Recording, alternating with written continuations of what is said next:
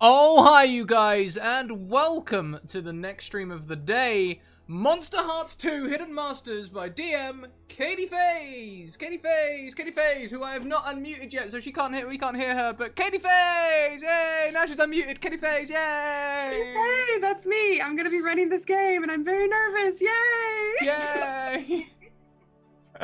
So, Katie, how do you like to do this? Do you want to take control, or would you like me to introduce everyone and then hand you control?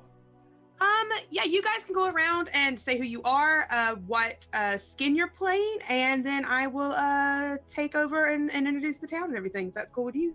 Awesome. Well, actually, do you know what? I should also probably do some intro to the channel. Welcome, guys. If this is your first time here are my social links. We've got Discord, Twitter, and YouTube. Fun, family feel, inclusive. Great place to talk about D&D and other things. DM me if you want to get into Argo 37. If you want to get into the one-shot wonders, or if you want to get into the midweek modules, I'll get you a game. And YouTube, we are hastily catching up with all our YouTube videos. Next up, we have a Patreon. We are now a full-time service, so if you'd like to support us, please do so on Patreon. It would be very much appreciated. Merch as well, we have that, and we currently have a competition, and for today's game, I believe we're not doing Wild Magic Surges for this one, right? No Wild Magic Surges. How we're going to do it is, instead of Wild Magic Surges, you will get either a +1 or it'll be advantage or disadvantage, I believe. Then a plus. I'll have to look. I have That's okay. Okay, so the tweets will still do something, but we're going to rectify what that is now. So awesome. Bird, very excited for Monster Hearts. Awesome. We'll have to get you in a game sometime. Next around the screen we have who wants to go first? Alice, Meg. Who wants to? I can't figure out where my arms are. What? Alice, go. You spoke first. Damn it! I've got my finger on my nose. No, that doesn't count. no. I am Alice, or White Rabbit Pick, other half of Scrat, and I'm really excited for this game. I have no idea what to expect from it. I am playing a character called Sandy, or Sandy Phillips, and I'm dead. I am a ghost. Great update. I'm Meg. I am Twitter user Pushkin Ban, and my character is Quinn Willoughby, who is the Fae. Oh yeah, I'm playing the werewolf, Elvis the werewolf, who I think is going to be a bit of a hick, actually.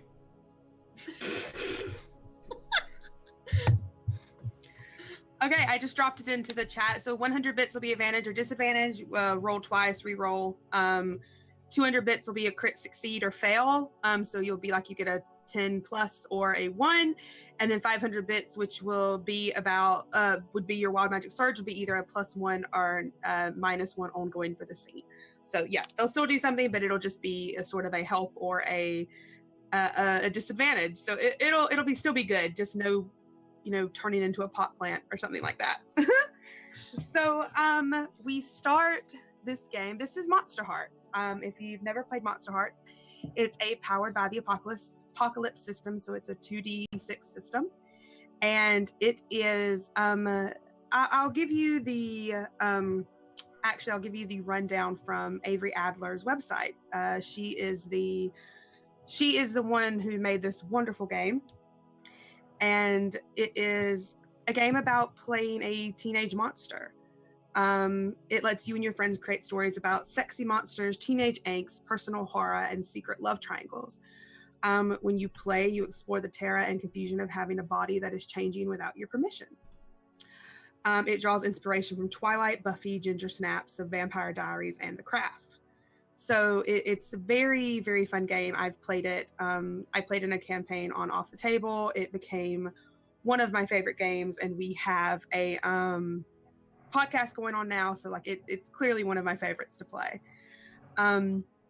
So in Monster Hearts, you have sort of a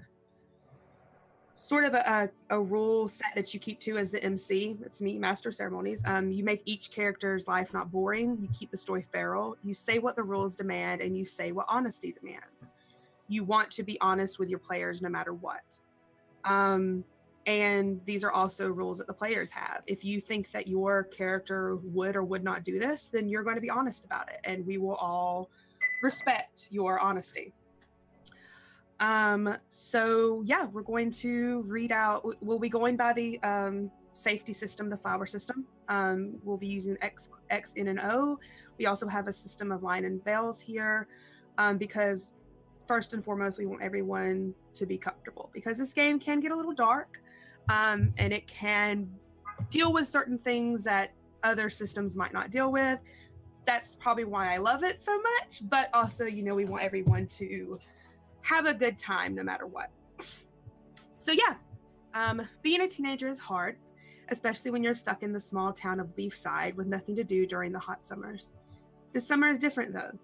This summer, after a lackluster junior year, the summer before your senior year, you're spending the time you should be at the beach or at an amusement park or doing literally anything else fun in the hot hallways of school because you're stuck in summer school. For whatever reason, you've been tasked with spending the summer in school, locked up for 7 hours a day for 4 days a week. This isn't ideal, but what can you do when you fucked up so gloriously the school year before? Everyone in town knows what you did, but do they know why you did it? Do you even know why you did it? Maybe there's someone pulling the strings that even you don't know about. But right now, you're sure that's the least of your problems, not when you've got more important things to worry about, like where you'll be spending your summer nights. So we're set in Leafside. This is a town on the East Coast, or West Coast, I'm sorry. And this is where you guys have decided to, you don't really have a choice, this is where you'll be spending your summer because you're stuck in summer school. So we're going to go around and introduce our characters a little bit more. And does anyone want to go first, or would you just like me to volunteer one of you? Okay. So we'll start with Elvis, the werewolf, and Scrat. If you would like to, on your sheet, you can read out what the little part underneath the werewolf, and sort of explain what the description is. You're muted. Well, damn, I didn't realize I'd have to do some reading. Oh my god. This is great. This is going to be great. No, hang on a minute there. Now, hang on a minute. Why ain't there? Just try fading that across, because I don't think that's working properly. There we go. Now you guys can see what I can see. Now, what am I reading? The part where it starts everyone around you. Everyone around you seems so willing to play the roles they are handed to quietly color within the lines. They've been tamed, domesticated. You're of a different stock. You've broken down the fence to contain you, and you've howled at the moon and heard it howl back. Now the transformation is complete. This is what you were always meant to be. Wild, unwavering, alive. Alice, control him, please. I can't control myself. Oh, I goodness. knew it was coming.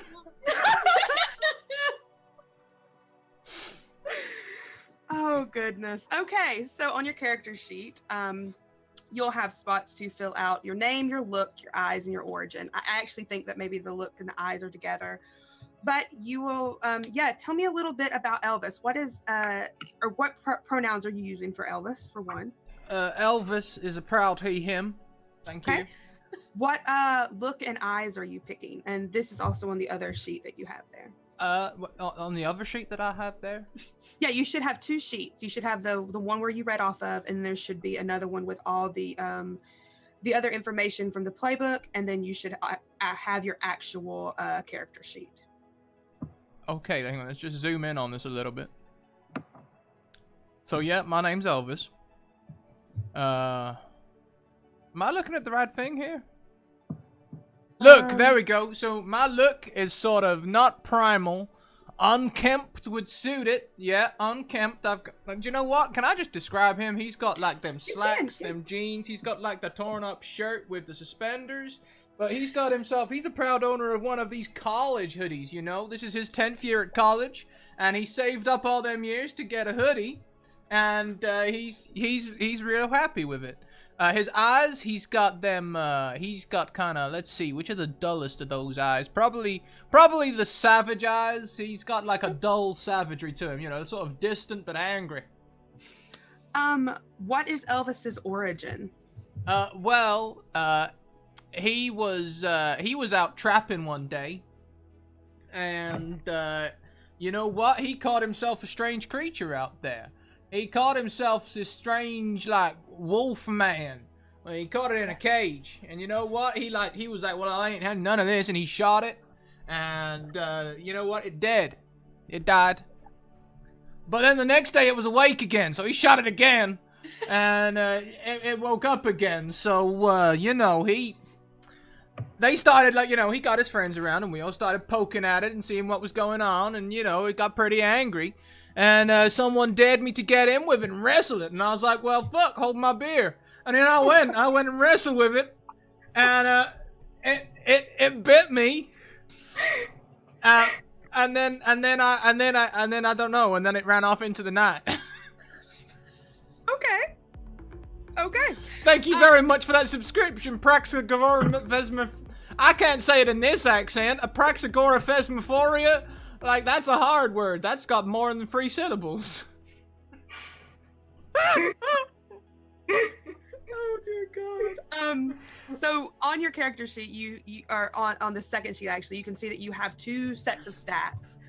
You can pick one of them that sort of explains the way you'll sort of play this character. You can't, both stats options highlight the werewolf's sexy, dangerous nature. You get a choice of whether you'll lean more toward a heartbreaker with a mean streak or an unpredictable loose cannon whose danger is to get too close to. Well, I'm feeling as though I might be the unpredictable heartbreaker. My musk is what attracts the ladies, and they can't get enough of it. Yeah, so I think you'd probably go for like a hot 1, volatile 2. So when you fill out your character sheet, you would go to you would fill out the first it would be hot 1, cold -1, volatile 2, dark -1. It would be the top stat options. Okay, so we got hot, we got 1, volatile 2, cold -1, and dark -1. Cold -1 and dark -1. Okay. And then, as a werewolf, you get to pick 2 moves. Oh, do I now? Well, let's see. Are these the ones here with the tick box? Yes, it's primal dominance, a dominant scent of blood, howl at the moon, spirit armor, unstable, or heightened senses. I'm going to take primal dominance because I believe in that primal supremacy. When you harm someone, you take a string on them. That's it. And we'll chat. I'll explain. We'll come back and we'll do strings and everything. We'll come back and do everything of that. And then what's the other one you'd like? And the other one, I think I'm going to take unstable, so I'll get me some more experience, because I believe in experience over education. Unstable is when you become your darkest self. Mark experience. All right, those are your 2 moves. Yes, okay. So if you would like to, since this sort of segues into that, if you would like to read your darkest self. So a darkest self in Monster Hearts is sort of when there are many ways to trigger your darkest self. You can when you like unleash violence, there are moves that trigger your darkest self. It's sort of when you reach your full monstrous form, and there are ways to get out of it, but you tend to have to give up something to get out of it. So yeah, Scrat, if you want to read Elvis's darkest self. Elvis's darkest self. So you transform into a terrifying wolf creature. You crave power and dominance, and those are earned through bloodshed. If anyone attempts to stand in your way, they must be brought down and made to bleed. You escape your darkest self when you wound someone you care about, or when the sun rises, whichever happens first.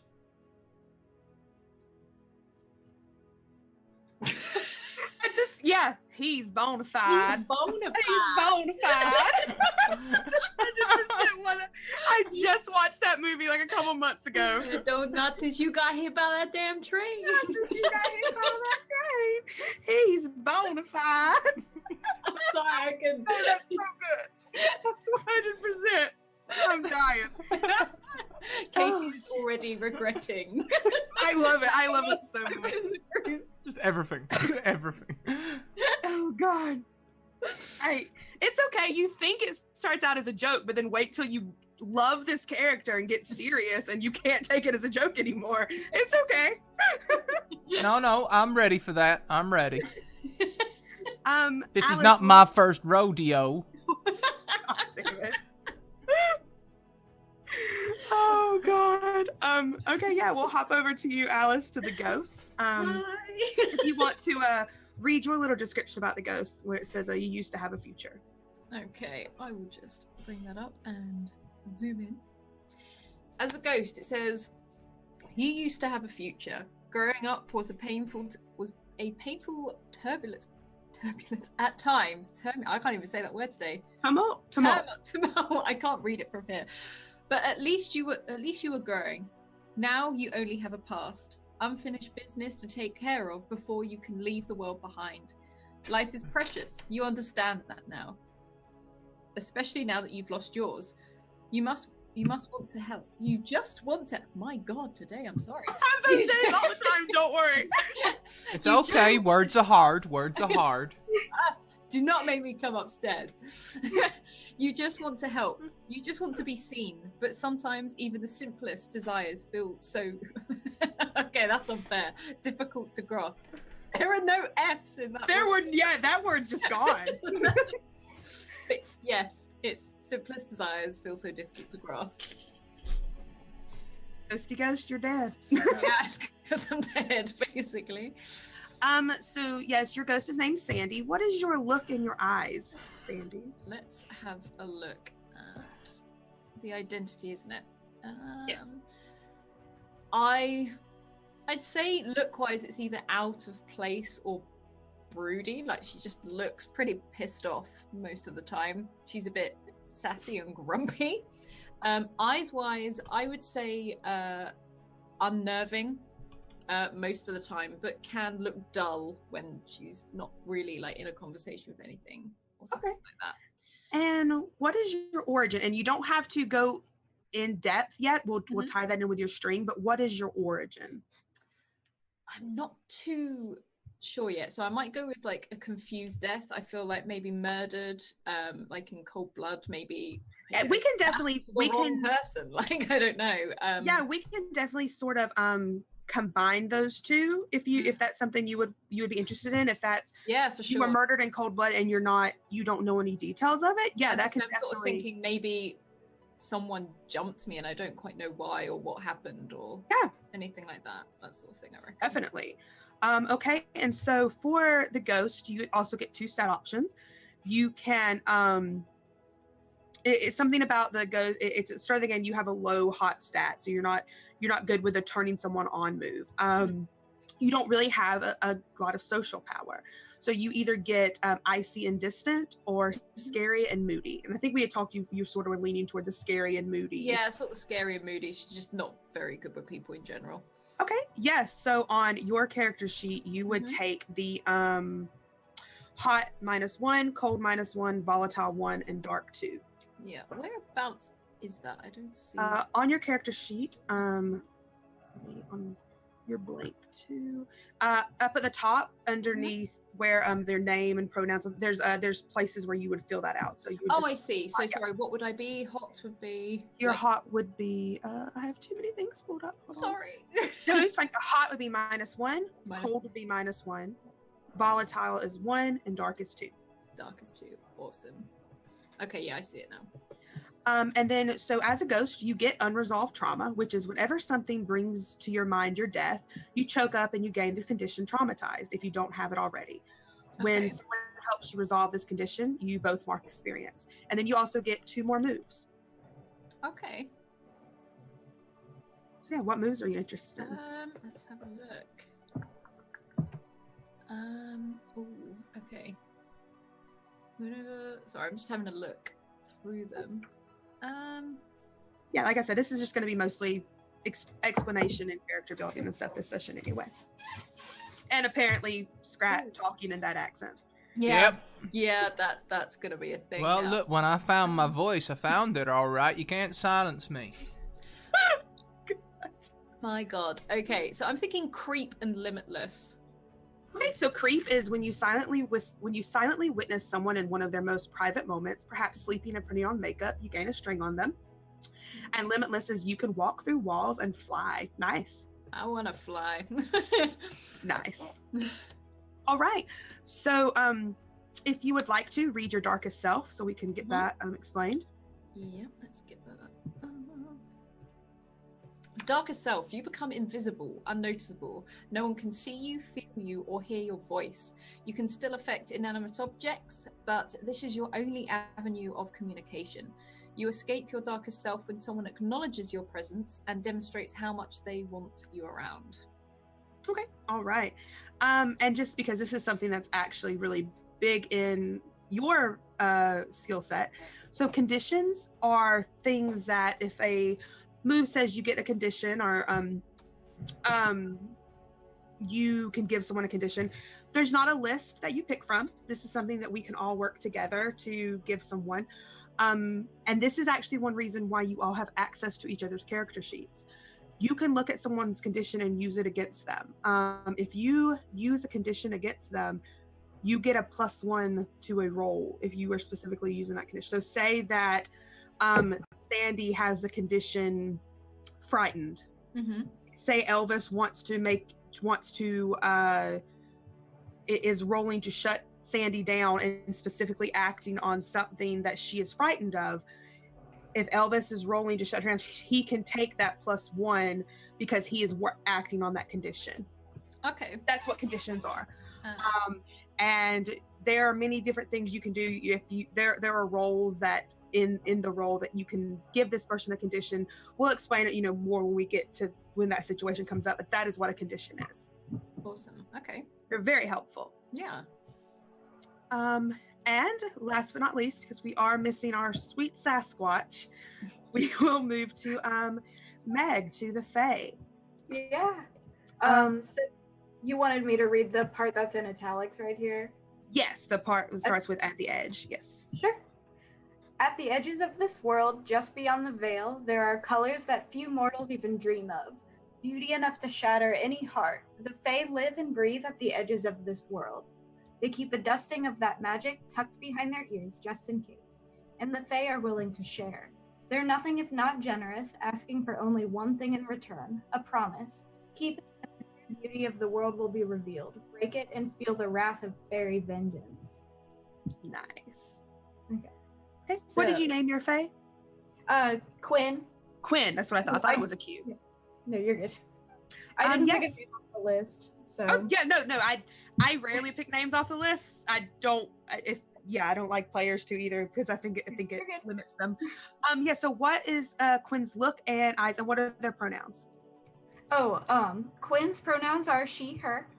Was yours Sandy she, her as well? Totally forgot to ask. I'm just filling that in now. Yeah. Awesome. Yeah, so she, her, and what are her look and eyes? Okay, so she is, let's see. So off this list, I'm kind of looking at, I don't know, can I do both dainty and disheveled? Like I'm kind of picking a person who's just kind of radiating like nervous energy all the time, Yeah, of course. Yeah, if you want to give more of a description like Scrat did, go ahead. That's your option. Yeah. Yeah, I'm just kind of picturing someone who's a little bit. I guess this is funny because I made her last name Willoughby, but she just has kind of that like willowy body type where she's just kind of look like she could blow away in the wind, but she's just always kind of nervous. Yeah.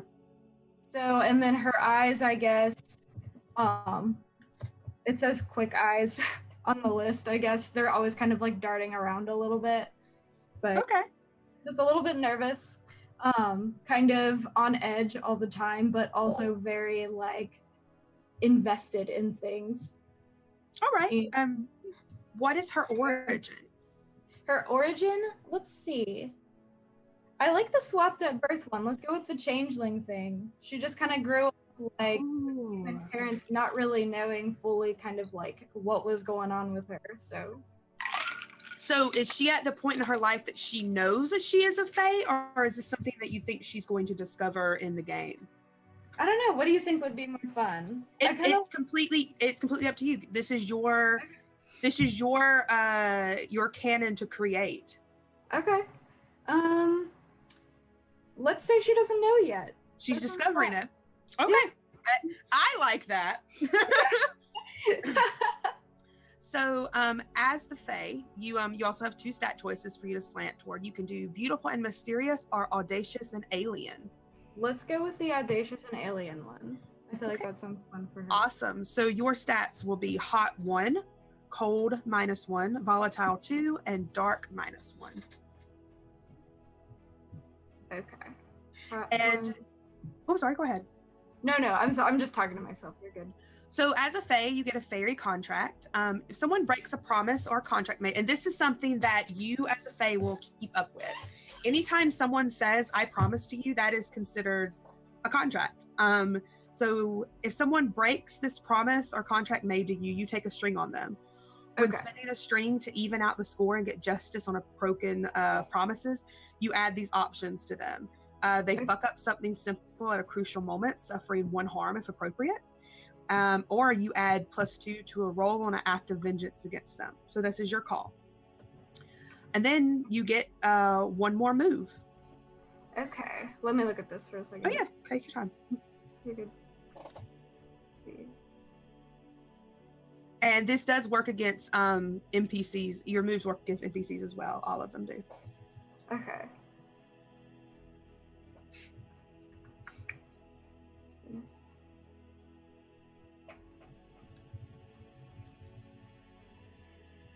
Let's go with.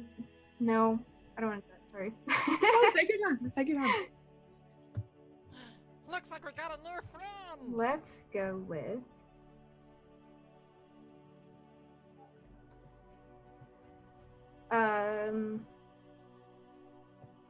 Guide. That sounds. So if you So spend a string on, what now? So, no, go ahead. Sorry. If you spend a string on someone, if you spend a string on someone willing, you can bring them across the veil into the fairy realm. The spell lasts for a scene or 2 before you're both returned to the mundane world. Okay, nice. Oh yeah, so chat. Did you guys know Mike and I are now married?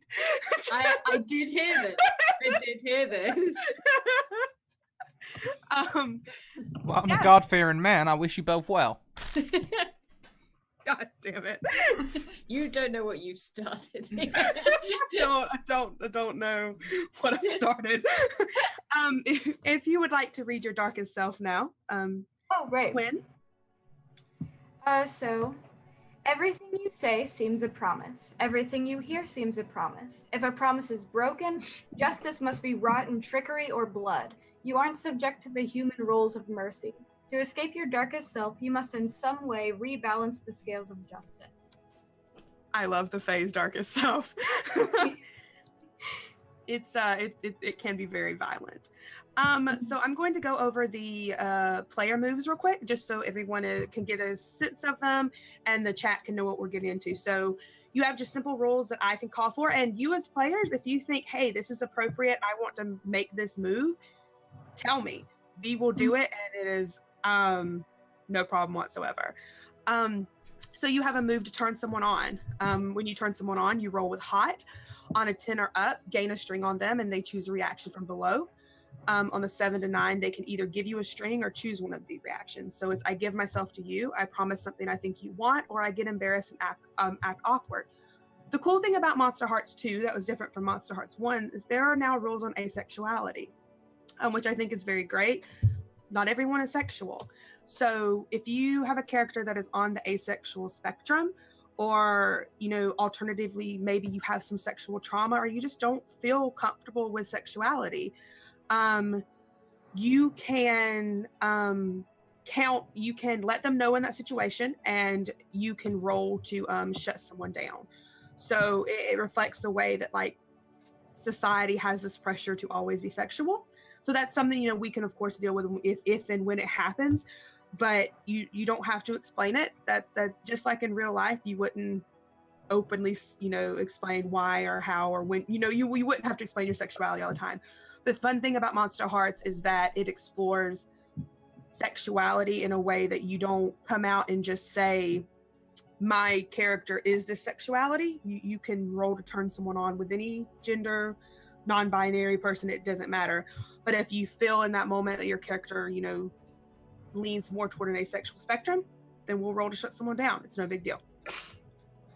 Shut someone down is you roll with cold. On a 10 up, you choose an option of 7 to 9. You also choose an option, but you come across poorly, and this is when they would give you a condition. So they would lose a string on you. If they have no strings on you, they gain 1. They gain a condition, or you take a +1 forward. If you've never played a Powered by the Apocalypse system, +1 forward means that you get a +1 to your roll in this kind of situation. When you roll to keep your cool and act despite fear, you name what you're afraid of and roll with cold. On a 10 up, you keep your cool and gain insight, and you can ask the MC a question about the situation and take +1 forward to acting on that information.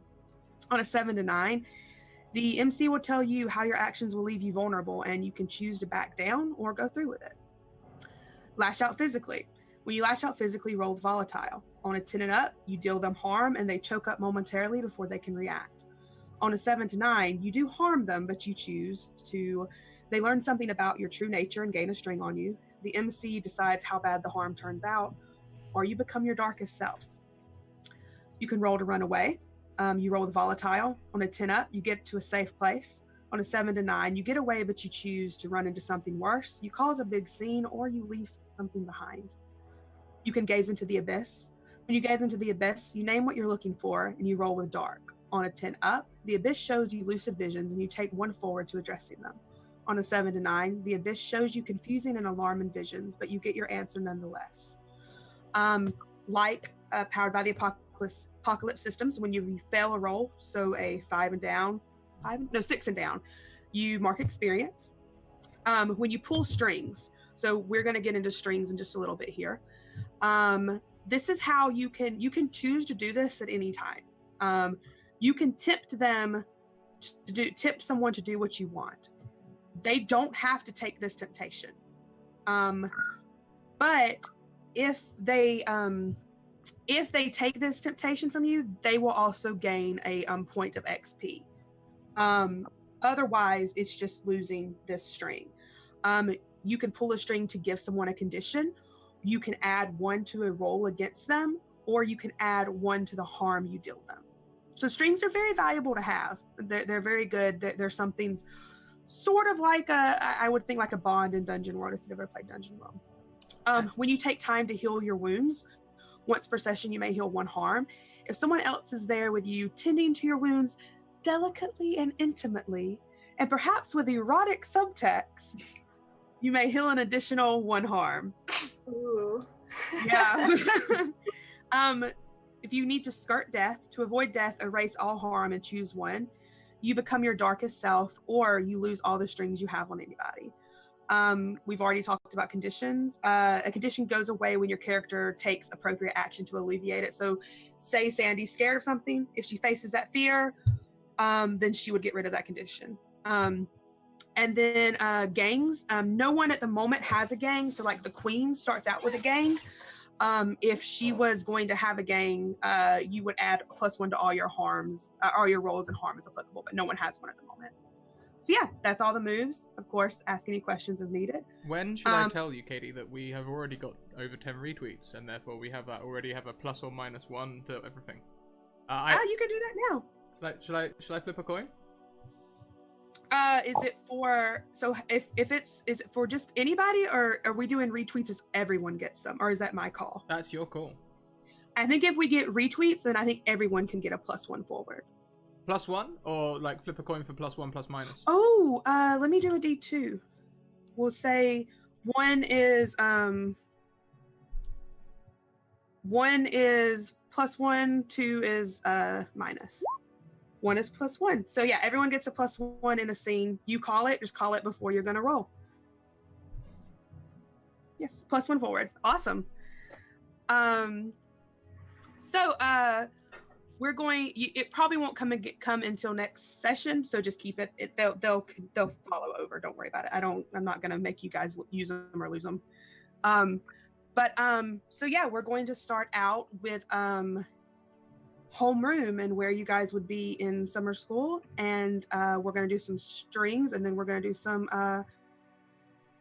town building. Yeah. So in Monster Hearts, you start off with where you would sit by who would be the most popular, or you can volunteer to go first, or it goes with who would be the most popular person in this classroom. So did anyone want to go first specifically, or who you think would be the most popular person? I don't really like people, so I have a feeling that Quinn will be the most popular. yeah, like. Wait, really? So Quinn, on our homeroom thing, if you're looking at it in Roll20, where would you? Oh, first off, let's name this teacher. Oh. Anyone have a specific name for a teacher that they want? I think it might be Mrs. It might be Mrs. She's got a real long name that no one can pronounce, so we all just call her Deirdre Donlon. How do you spell that? That is Yeah. Deirdre, and this will be our NPC from Discord for Praximagoraphoria. Drop that in Zoom for me so I can just copy paste it. Because she submitted a clip to RPGN that got featured. So I think this teacher, as I know that Deirdre also has been. There we go. There she is in chat. She's I think she'll be the teacher. Fed up of our bullshit. I love that. Deirdre Donlon. Oh my god. Yes, it's perfect. Amazing. That's too big, Katie. Okay, perfect. So Mrs. Donlon is our summer school teacher. Thank you. Perfect. Yes. And any certain traits, I think, because I know this person specifically. I know they're a very nice person in real life. So I think that they're a very they're that cool summer school teacher. That cool with everybody. I think they're that cool summer school teacher who's consistently getting fed up of the kids' bullshit and is constantly trying not to kill everyone. Exactly. Yeah. Probably that kind of teacher that you can talk to, but they're just God, get your shit together. Yeah. Yeah, This is important stuff, and we're So yeah, Quinn, where would you like to sit in this room? Okay, so Quinn would probably overthink this. She walks in and she's like, oh my gosh, utterly oblivious to the fact that maybe she's the most popular one in the classroom, so she's just trying to be as average as possible. So let's put her not completely in the dead center, but slightly to the left of dead center. Okay. Let's see, do I Right here? Yes. Okay, perfect.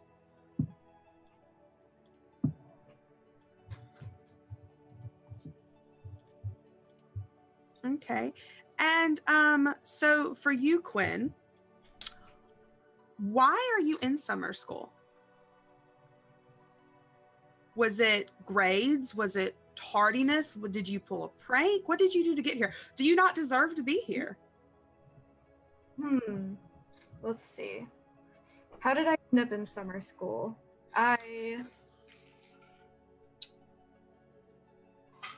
Sorry. Let's see. I am thinking about this. And she ended up in summer school because she had too many tardies. That's what happened. Okay. So nothing really super crazy. It was just she was late way too much. Perfect. Okay, so you're there because of tardiness. I'll get it in there somehow. Okay, so you get to do 3 more NPCs. So they can be friends of yours. You don't have to know them at all. Just 3 more NPCs that you guys will interact with. So, and where they'll sit. And their pronouns, of course. So, yeah, give me 3 more NPCs. Oh, shoot. Okay. Let's see.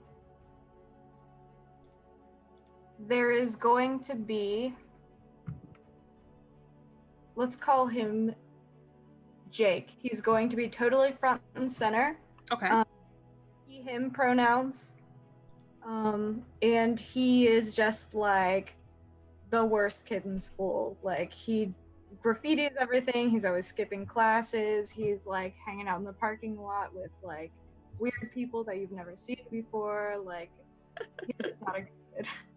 Okay. So he's your class troublemaker, sort of. Yeah.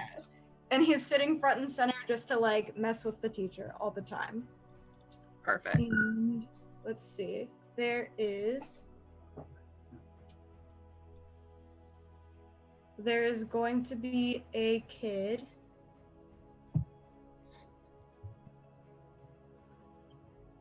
Let's call them Morgan in the back right-hand desk. Okay. Wait, where's the windows in this classroom? The windows are going to be on the left side. Yeah. The left side. Okay, back left-hand desk then. In the corner desk? Yes. Okay. And Morgan uses they, them pronouns and is just kind of quiet. No one's really sure why they ended up in summer school. Okay. Should I so- come up with the reason, or What now? should I come up with the reason? why they No, you don't. ended up- I have a question about Morgan, actually. What is the rumor about Morgan and Elvis that you have heard? Morgan and Elvis. The rumor is going to be that Morgan is in trouble by accident and it's somehow Elvis's fault. That checks out. Shit, that's hardly a rumor. Okay, and one more. One more. Let's do.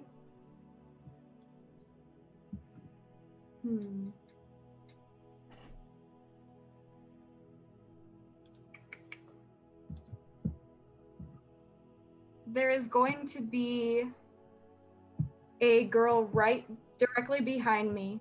Okay. Named Amelia, who is constantly, She, her pronouns? yeah, she, her pronouns, Okay. sorry. And she is going to be constantly bugging everyone around her. Like, bugging as in talking? Like, overly talkative? Or is she talking just, like, annoying? Like, talking and being like one of those people where, like, if you're not paying attention to her, she's just going to be like, hey. Okay. She needs attention. Yes. Gotcha. She's just me. Okay, awesome. Okay, so technically you go to the next most popular person, or someone can just, if they would like to go next. I mean, maybe we can go, because technically Sandy is ignored. We can go to Elvis. I feel like Elvis would have a loud personality. I am Yeah. dead. You are dead. If you don't mind, I resemble that remark, and I don't appreciate it. Elvis, where would you sit? Oh, well, shit, I don't know. I usually sit at the back, or maybe near the front. Go in the middle? No, I don't like being in the center. But at the same time, when I'm sitting at the front, I can be near the teacher, but when I'm sitting at the back, I can watch everyone, you know? Look at them all playing around the classroom. Don't like them all looking at me. Okay there, Elvis. Oh my god. It's your choice. Well, I mean, if I've got the choice, I'll probably stand there looking confused for quite a while. And I'll be like, well, I mean, there's the seat at the front, and I'm near the teacher, but then I got everyone's eyes on the back of my head. So I think I'll go sit in the back where I can watch everyone. Back center back mid right or back full right? No, I want to be near the window so that if things go south, I can just get out quick. You know, I've been in more than one class fight. Closest you would be is toward the door. That good? Well, yeah, I guess I can sit near the door. Yeah, the door will do. Elvis, and you are him. Why are you in summer school? Well, I told you, this is my 10th year. I've been in summer school every year I've been here. I ain't passed a year yet. You just can't get out. Just can't get out. No, I'm working on getting a job, but for now I'm just hunting. And I eat. But I keep being told I'm supposed to get a career. And apparently you need an education or some sort of experience. That's why I took the experience feat, so that I can get more experience and then I can get a job. Okay. Yeah. So, give me an NPC and where they would sit. I'd give you an NPC. Do you know what? This kid's a real dick. I don't like him. I don't even know why he's here at summer school. Do you know what? This prick's here for fun. He comes here. He passes all his grades. He's always doing real well. He never puts any effort in. The teacher always has to move him away from the troublemakers because he'll cause just as much trouble and distract everyone. And I'm trying to get myself an education over here, you know. And I don't like him at all. Ever since he started, on my 7th year, I've been not liking him. Yeah, where's he sit? So not close to you, I guess. No, well, he always gets moved away from the troublemaker, so where's the troublemaker? Troublemaker is front and center. Well, if the troublemaker's front and center, they'll probably move him right to the back somewhere. Okay. Oh, god damn it, that bastard's sitting next to me.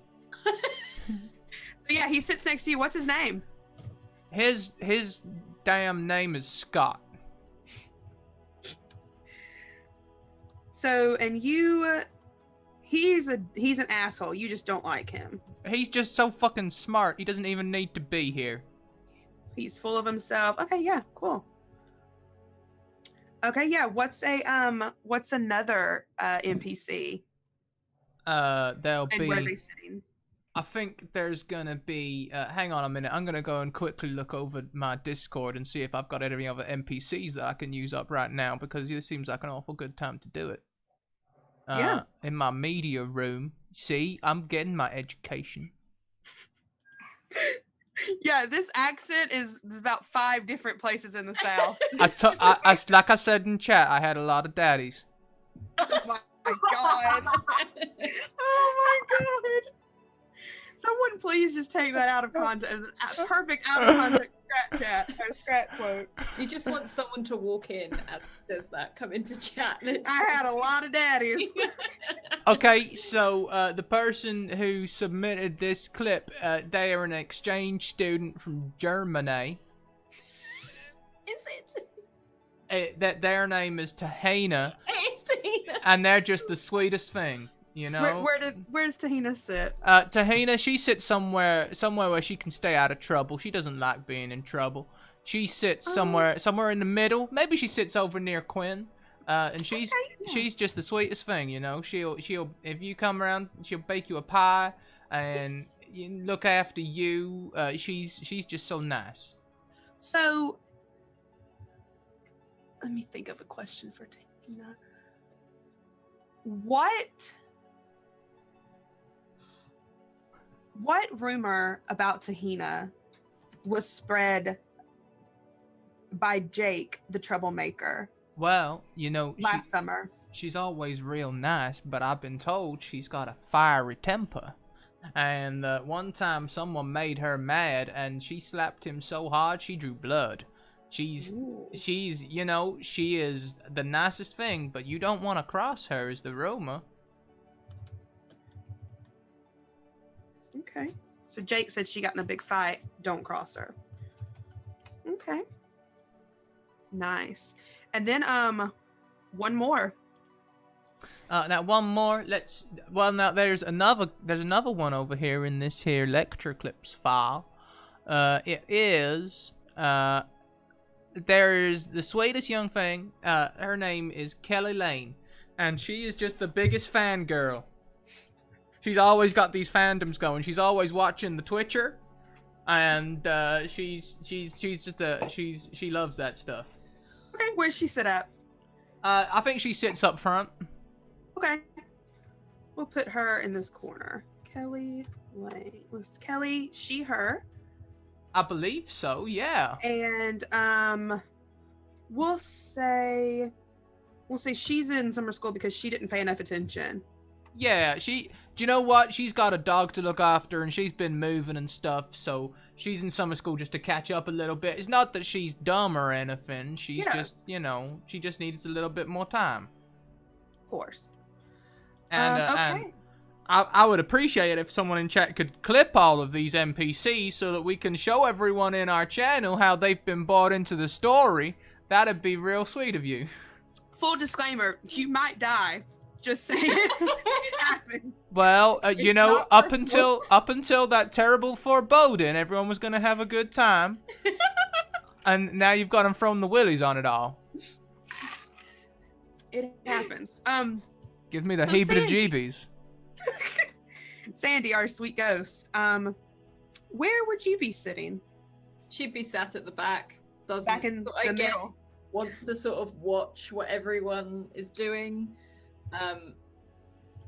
Doesn't really want to be here, but at the same time, it's better than being dead all the time. So that's a very interesting question. Then, why are you in summer school? I'm in summer school because I died in summer school. Oh, I love it. I love it. I so was murdered much. in summer school, so I'm So still here. you can't leave. No, I'm still here. I literally sit. Can people see me or not? Is it something? So that's going to be up to you. The way I've played with someone who played a ghost before. The way that they did it is that they had certain people who could see them. Okay. But they could make themselves known. So and like I said, like for Scrat, this is your canon. If you want to say that yes, they can see you, but they don't know you're a ghost, maybe they just think you're super creepy or something, then yeah, that's fine. It's going to be up to your call. Okay, so most of the time everyone can see her. They just think she's a normal student. However, if someone tries to sit in her chair when she's not there, she is actually there. And she'll shove them straight out the chair. Mhm. For some reason, no one can sit in this chair other than her. I like feel she's in summer school not just because she died, but she forgot that she could be seen and was found raiding one of the teachers' offices because she was looking to find out who has killed her, but she Oh, could be seen. I love that. That's very cool. It's very cool. Okay, so yeah, what is an NPC, and where would they sit? I'm going to say there is, let's have a look at the map. Just in front of her to the right, there is a boy called Tyler. Okay. He definitely set fire to some bins outside the school and threatened a teacher. Not necessarily very badly, just got Larry, a teacher. And he's him. Okay, awesome. In front of her is a He's sort of just a little shit, basically. yeah, he's just a troublemaker. He's got nothing else to do, and he's basically a little bit of a pyromaniac. Okay. And then right in front of her? Right in front of her is a much sort of smaller, weedier boy called George, who's really adorable. He's upset he's here. He's just not very quick off the mark. He's always late just because he forgets time, he forgets his homework. It's not that he can't do it, he's just very forgetful. Okay. And then one more. And then I'll have, where else is there on this? Sarah can sit at the front, sort of. She'd probably be in between like Jake and Kelly. Okay. She's just a bitch. Like she's doesn't like people. She likes to feel like the most important thing there, but she's nasty with it. And she doesn't care if the teacher sees. What have you heard that Sarah has been plotting against Quinn? She's basically just going to try and humiliate her. this summer school. She's not sure how yet, but she's going to humiliate her, and she's going to get a photo so that as soon as the new school year starts, she'll have something to pass around. Awesome. Okay, I'm going to go ahead and place our sweet Sasquatch who is not here because she told me it was cool. It's Claudia. Claudia. She is here because of tardies also. Oh. This is Claudia. And she also has two people who are her NPCs as well. She has her best friend Elliot, they them, and Elliot is, I got some information. Elliot is a sort of not a troublemaker, a daredevil type of character, who takes the fall for people.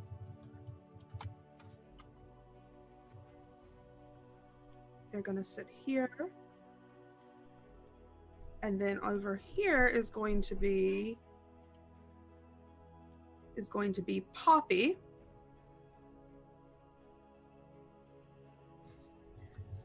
She, her, who is sort of like out of touch, doesn't really pay attention much, and is here because she skips class to go geocaching. Oh, good. Is that how you spell geocaching? I don't really care. I've never said I know how to spell.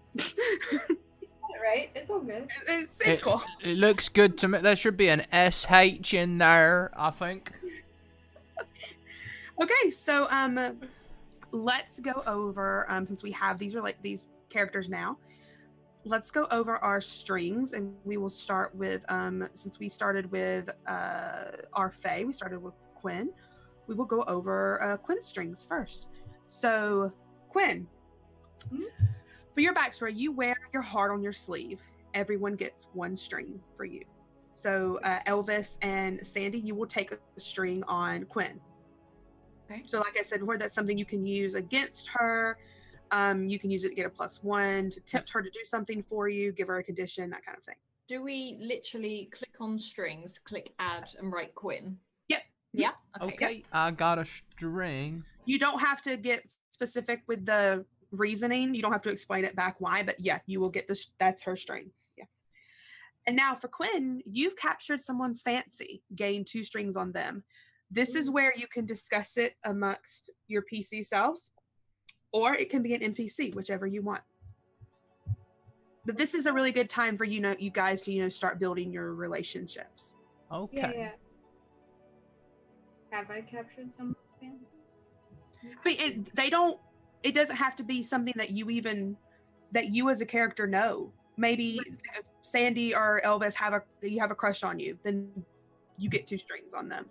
Or if it's something that you want to wait and discuss, because next session we'll do maybe about 10 minutes building up Claudia's stuff. But yeah, it's something like that. If that's what you guys want to do, it's a really good way to just sort of build up your relationships with each other with your strings. Well, I mean, I can see George sitting there. He's also got Tardy, and he sits right next to Quinn. Maybe I have 2 strings on George. That's sort of what I'm thinking. If He is adorable. if you're sitting there with tardiness, maybe he was tardy because he was following you. You know what I'm saying? Maybe he's got a little crush over there. I actually like that. I do like that. Let's Yeah, then write down that you have 2 strings on George. Sure. Next we will go to our sweet wolf boy. Hello. So, this is actually the perfect one for the character you're playing. You lack subtlety. Give a string to everyone. I do lack subtlety. Why are you playing yourself? Like, Just playing himself with a just a general Southern accent. I'll have you know that the real Scraticus, he is very subtle. He does lots of quiet things. He doesn't make up accents like this one at all. oh shit. Listen, Alice. He's bona fide. He's bona fide. I'm bona fide, all right? Not since he got hit by that Can train. Can we have a Academy movie night and just watch that? I love that film. I do too, so much. So also you spent weeks watching someone from a distance. Their scent and mannerisms are unmistakable to you now. Gain 2 strings on them. And I did speak to Dingo. She said that if you wanted to take a string on her character, that's fine. She didn't want to take any on you guys until she played. But on her, if you wanted to take them on Claudia, that was fine for her. I think, do you know what? I think I'm gonna take a string on Tahina, the NPC, if I may, because she does that lovely baking. And you know, she's looked after me sometimes. Oh yeah. Maybe when you've changed or something? Well, no, I more meant that when I had bad hunting, she'd feed me, but I guess we could say that she's seen me. I don't even know if I've changed yet. That thing just fucking bit me and ran off. Okay, yeah, that works too. Yeah. So yeah, you take 2 strings on Tahina. I'll take 2 strings on Tahina. Okay. Now, do I do 2 separate strings, or do I just write Tahina times 2? That's what I did when I played. I just wrote and then just edited as I went. Yeah. I hate having tons of different things because I have to be organized. So Sweet Ghost. Someone knows that you're dead and how you died. They gain 2 strings on you. So this is when you can really get into how you died. Okay. And who knows how you died. And so it doesn't have to be that they saw it happen, because I think you sort of said that you've been here for a while.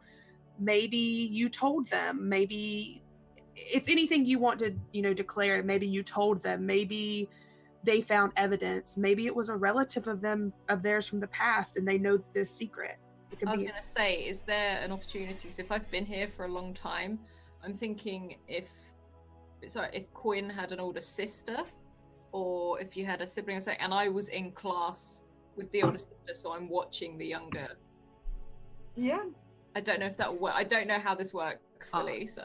I've heard about this. It's up to you guys. Yeah. This is like the theory of relativity, right? Someone was trying to explain it to me.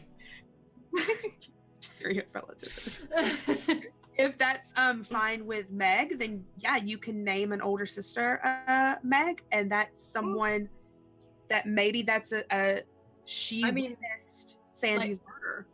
Maybe witnessed it, maybe told Quinn, but I don't know Quinn knows. Yeah. Sort of thing. I don't, like I said, I don't know how these strings sort of.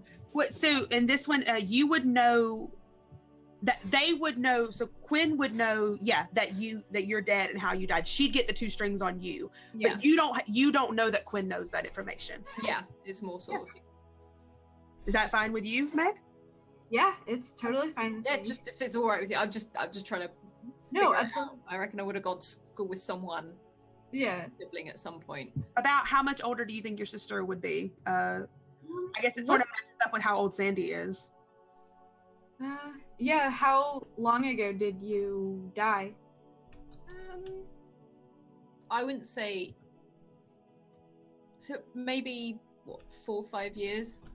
Okay, so sort of, not that bad. Yeah, not too bad. So it's quite raw in everyone's presence. They know that someone died here. Sort of thing. There's probably actually a memorial to Sandy, like a bench somewhere with her name on it. Oh, I roll my eyes every time I walk past it. Yeah, close to somewhere wherever you passed away. And how were you murdered exactly? You don't have to go into detail. It's something I'm not too sure. I think I just know that I don't know. I don't know if I found something. It's sort of given me an almost like. Okay. It's a bit of a blurry thing whether someone snuck up on me for no. Okay. Yeah. Perhaps the wrong person, or maybe I overheard something that I didn't realize was a bad thing. Okay, that gives me a lot to work with. Yeah, I like that. So yeah, Quinn, you take 2 strings on Sandy. Sounds good. And then Sandy, you've been inside someone's room while they were sleeping. Take a string on them. So who is that?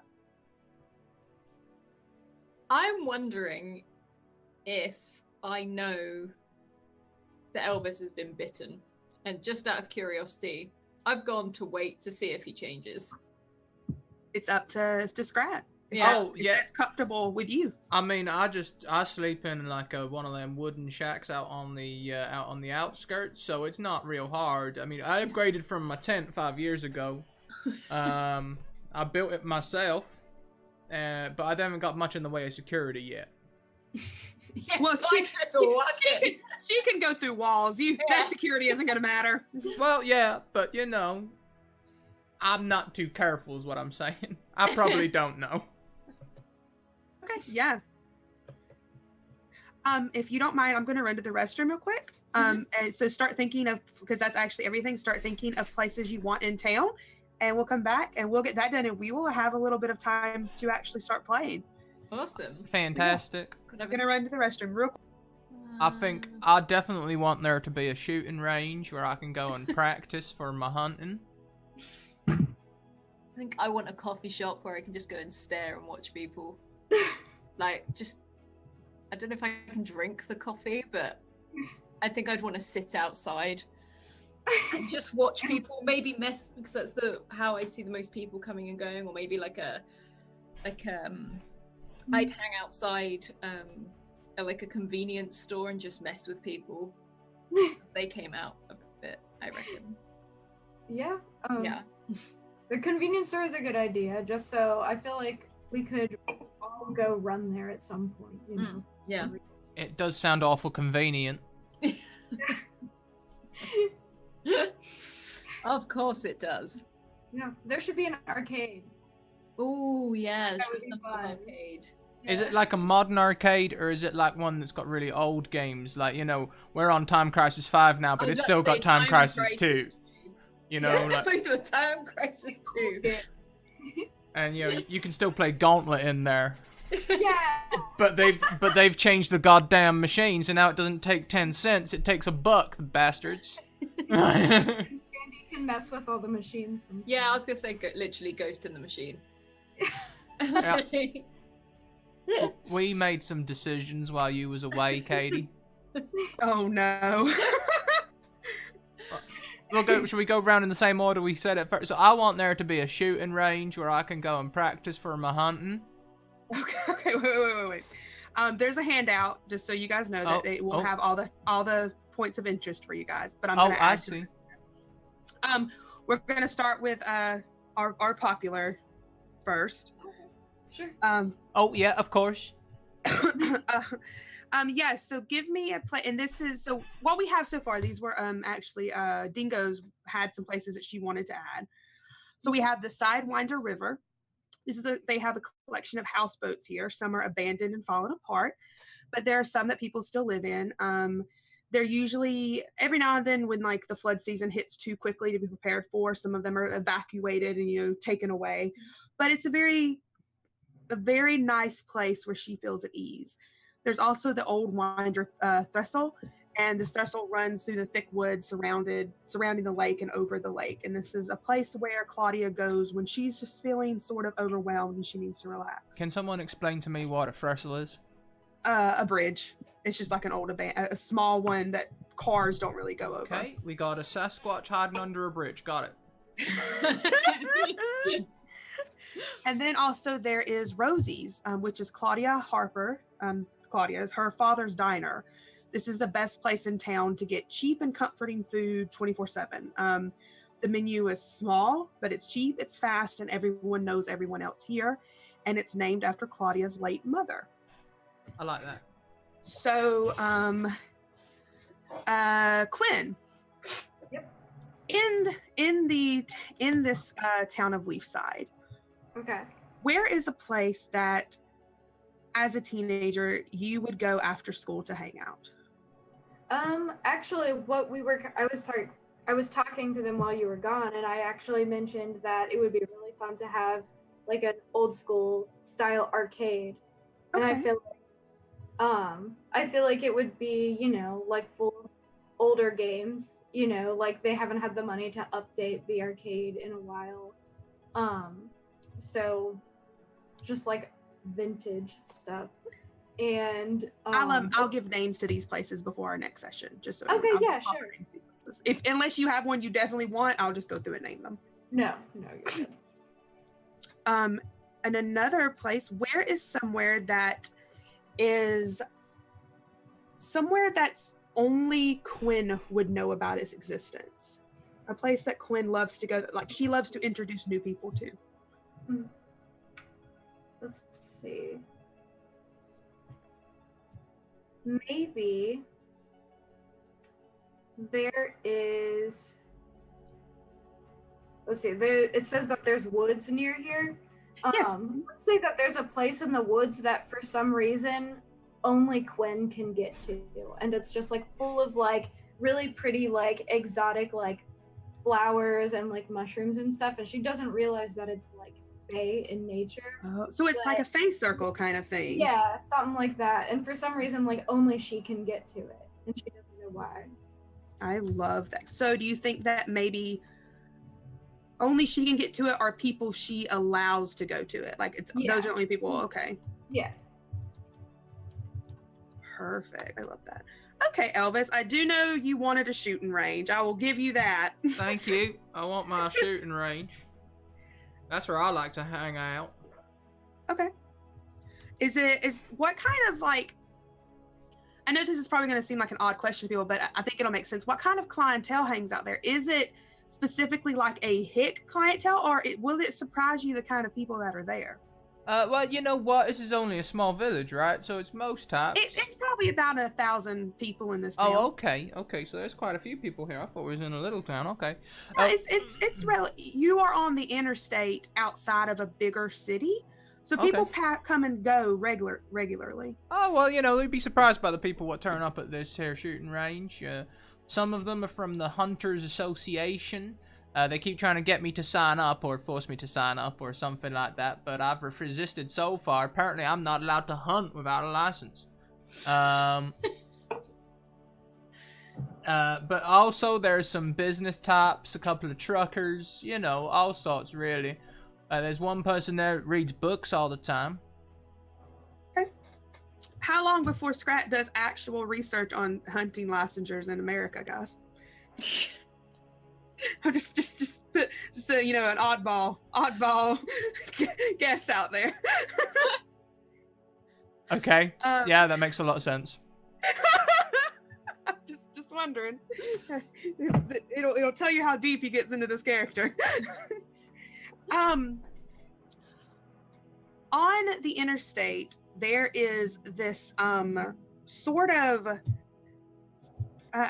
sort of an odds and ends type of store that you love to go to, Elvis. What do they sell there? Liquor. I don't think that's odds and ends. Yeah, no, it's a front. The shop sells all this sort of heebie-jeebie stuff, but if you ask Frank real nice, he'll take you out the back and he'll sell you some moonshine. Okay, I really do like that. I really like that a lot, actually.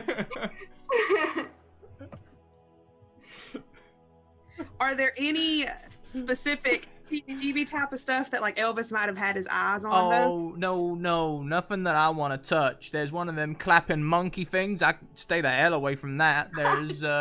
There's all sorts of weird old things, like an old music box what sometimes turns in the wind, like some sort of freaky shit.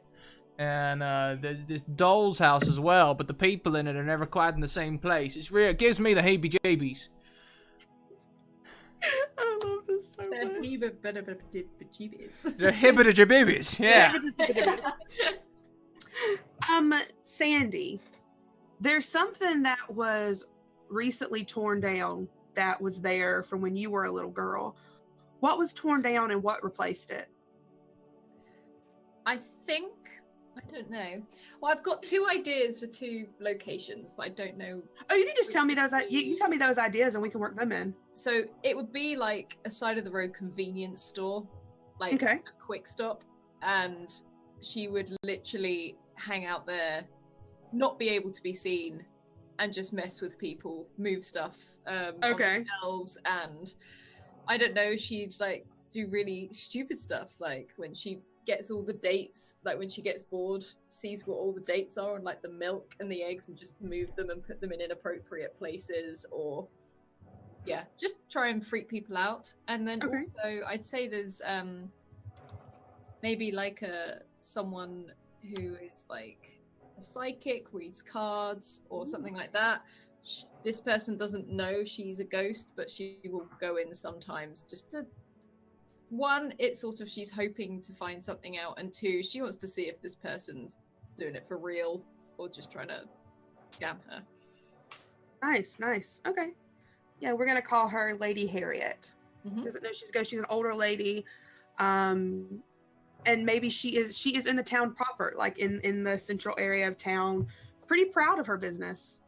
Real Lady Harriet. And then one more. Something Katie's like, I'm gonna ignore Scrap. You sit in your corner. You've had your time. You're fun. And then one more. It'll give us 10 solid 10 places. One more that all of you think that's like this has to be in this city. You have to have this thing in this city. Rock and roll. Like a club? Oh, Well, no, I just heard that you can't build a city without rock and roll. Oh dear God. Yeah, like a bar, I guess. Yeah, like A bar? go and drink like with the old school jukebox and everything. Yeah, go ahead. Maybe one that sort of turns a blind eye on underage kids. Yeah, And you can buy that fancy liquor. and I Not the kind that you get at Frank's. No. I sort of protest that I am legal to drink. It may not look like it, but I definitely. I legal to swear, drink. I just can't get a picture taken on this ID. I swear. Yeah, and I think I genuinely am old enough to drink right now, but I try and pretend that I'm not, so I still fit in with all the other kids. I'm like, oh no, he's asked me for my ID. Good job I got a fake one. It's a pretty good fake, right?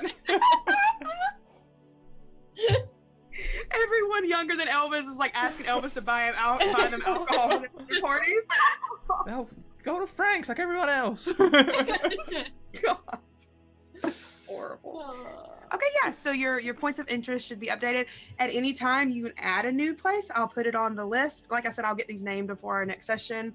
Yeah, and as it updates, if you want to add more details about it, we'll add it to this point of interest. I'm only doing that because I remember how many points of interest we forgot in our own game. So that might help us to actually remember things. Oh God, we should have added a Walmart. That is pure small town. Walmart and a Target across the street from each other. Well, most people go to the convenience store, but we visit Walmart 20 minutes out of town if we need to. Yeah, we you like can the only do it on the interstate. personal sort of connection we have with the local guy who runs the convenience store. No, And I will go in like a really friendly person and then disappear and be the one that's actually terrorizing all of his customers. I feel like there might be even more places of interest, because I've got a feeling that my mom used to work at one of the motels on the interstate, but Okay. yeah, I don't know. I'm actually going to put that in because I like that a lot. Yeah, I mean, she used to work. I don't need you to elaborate on that there. I wasn't gonna. I just wanted you to be sure you were understanding. Yeah. I got that. Lord. One time, this big hairy girl went in there. She got her scent on her. I'm gonna clip that to that and send it to Dean Girl. I can't play anymore. Poor Sasquatch. You can't pull her into it. She's not even here. She's not here to defend herself. That's the best time to mess with her. Okay. I think that's actually all, and we can begin. Oh. Is I got serious real quick. Yeah, I go serious real quick. You're getting a liquor bottle, aren't you? Is that what you're doing? He's looking for a liquor bottle. No. How long before you wear that paper bag out and you have to replace it? You did it like 4 other times this week. It's already got a little hole. It's got grease at the bottom now. I don't know where that's come from. You need to take a step back and look at the characters you're choosing to play. I love that the cat keeps coming back in, and as soon as you do something, it's like, I'm done with this shit. And it leaves. Oh goodness. So please, God, get it together. You got this, Katie. It's like, I am an adult. I am an adult. We start in the small town of Leafside, in Oregon on the West Coast. It's a very unusually hot summer day in June. And we zoom in on this classroom. There's already a couple of students in desks, and you see a woman sitting at this desk in the front. You see on the chalkboard behind her written out, "Welcome to summer school to Leafside Academy Summer School 2018." And you see a couple of students already sitting in their desks, writing down notes. It's in the morning. It's 8 a.m.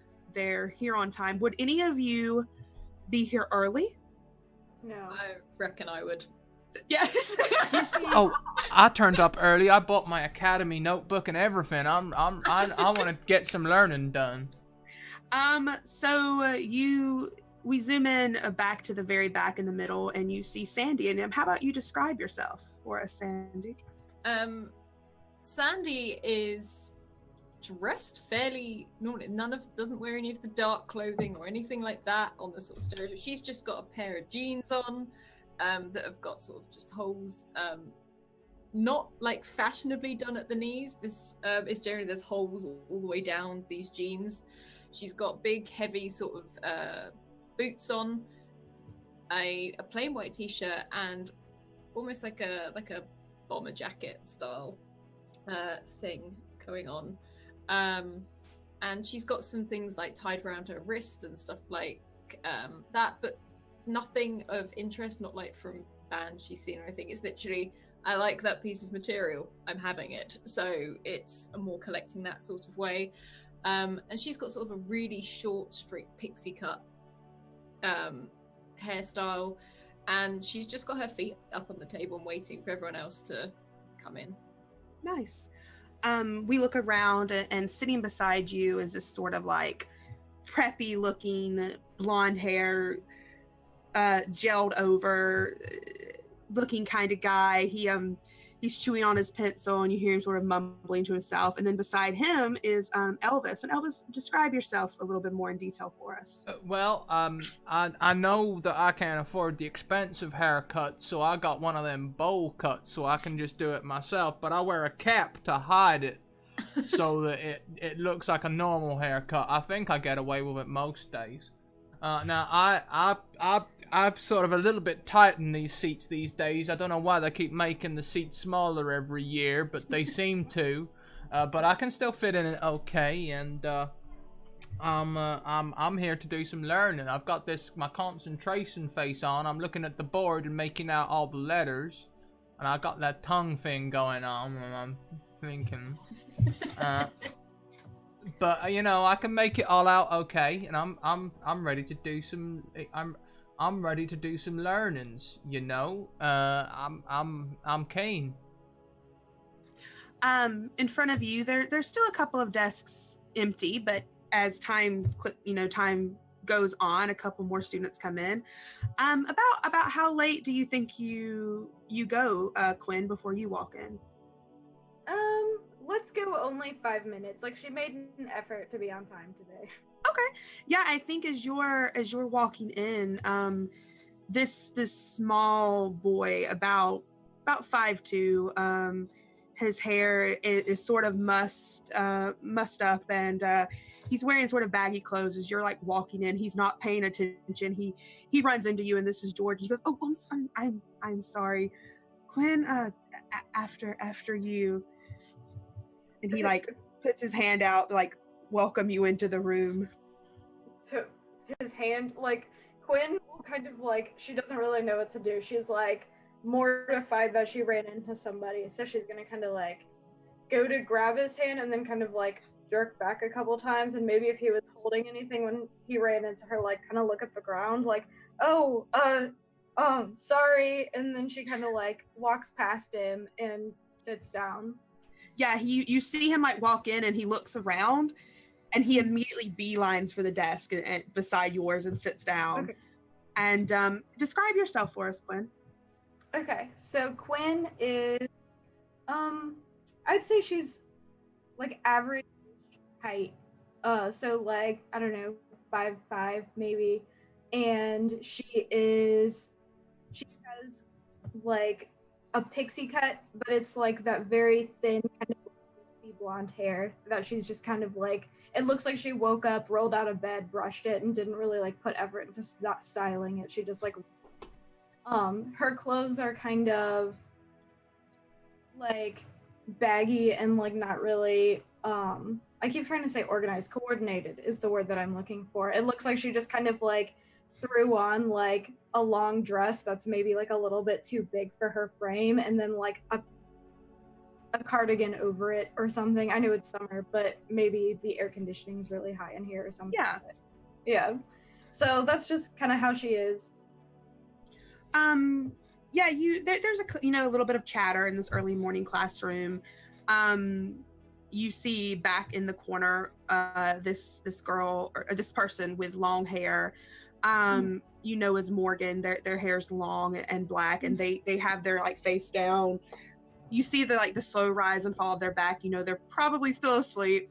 But as about 30 minutes pass, a couple of desks are still empty, noticeably, because you guys had gotten your, class, you guys had gotten your like roster a week before class started. You notice that noticeably Claudia, Elliot, Tyler, and Jake are missing, but Okay. it doesn't seem to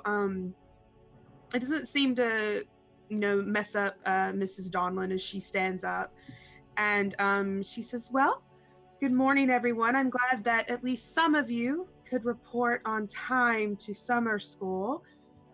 This is very important. This means that you'll be going into a great senior year, and maybe finally won't have to have any more summer schools. And she looks like, you notice that she looks straight at Elvis as she says this.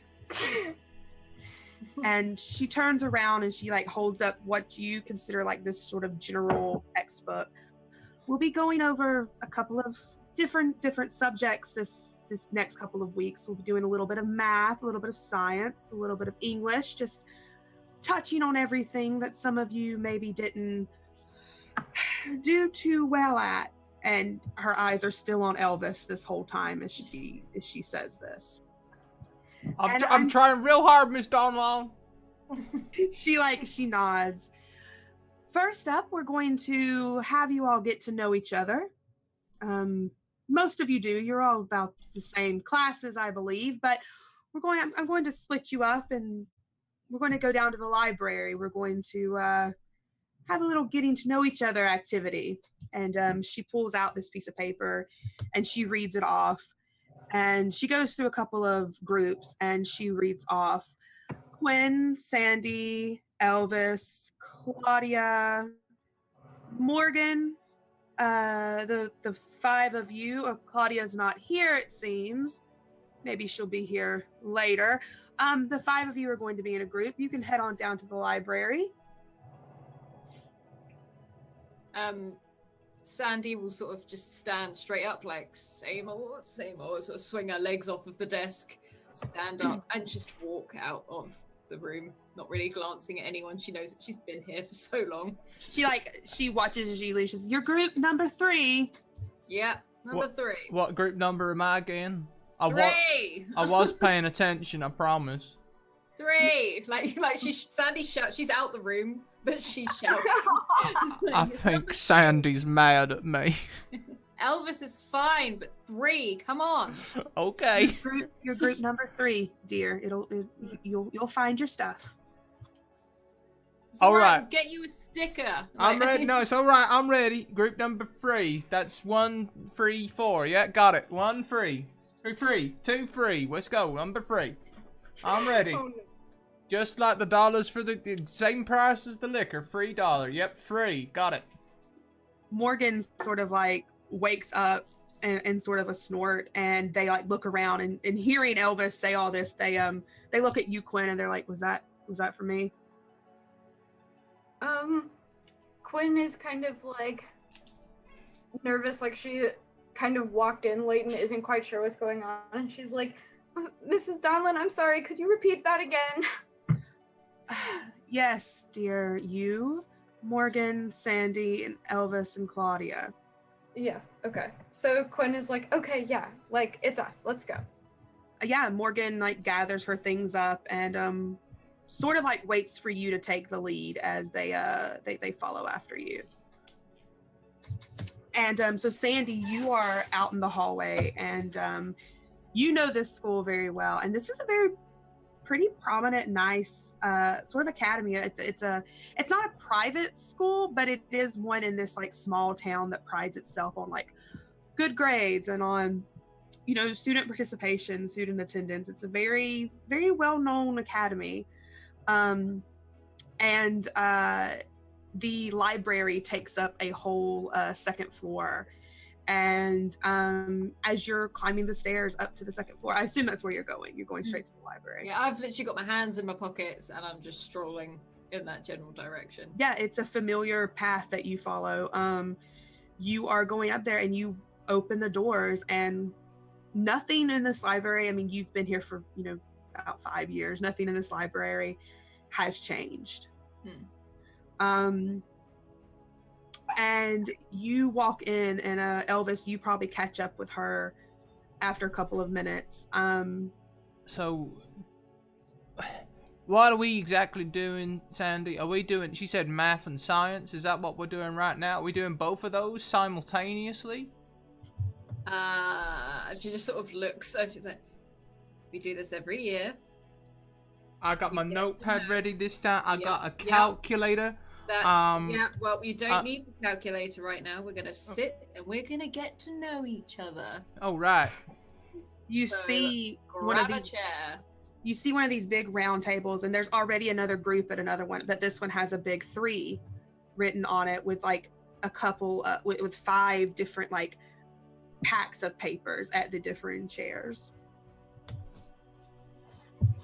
And by this time, Quinn, you've come in as well, Morgan.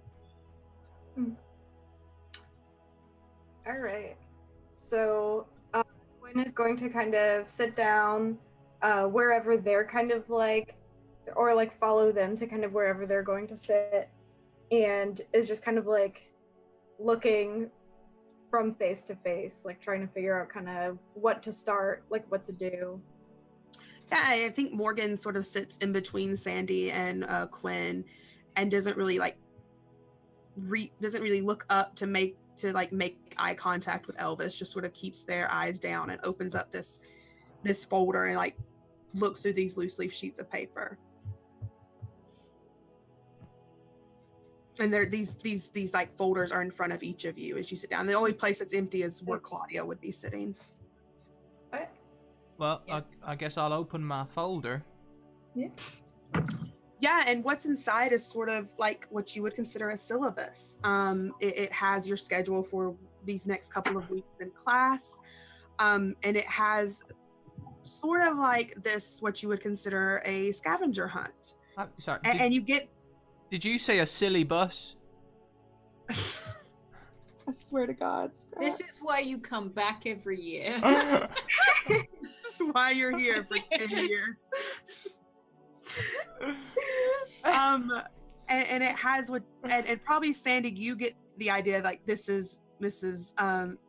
Donlin's joke of getting to know each other, of working together. And it has this thing that basically says, the first group to finish the scavenger hunt, you'll get, a free 100 on your first test, blah, blah, blah, and it has this list of like, as if you didn't already know the school well, you've been going here, but it has this like way of you going to different classrooms, different places in the school to pick up certain items. And a lot of it is you can look at it and probably tell, like one of it says like where you would get chemicals. Well, that's probably, the science lab. The lab, Elvis. The lab. Come on, I want you to take this seriously. I want that free 100 on my first test. That's valuable. Well, I tell you what, why don't you go to Frank's and I go to the lab? Well, I mean, Well, I mean, if I go to Frank's, I'm not coming back, so I should probably do that one last. Morgan's like looking through the list, and they like look up at you guys like, this is dumb for one, but I'm gonna I mean, this is throw my easy. pen at them. A free 100 in a test is not dumb, Nimrod. Why would you don't call me a Nimrod.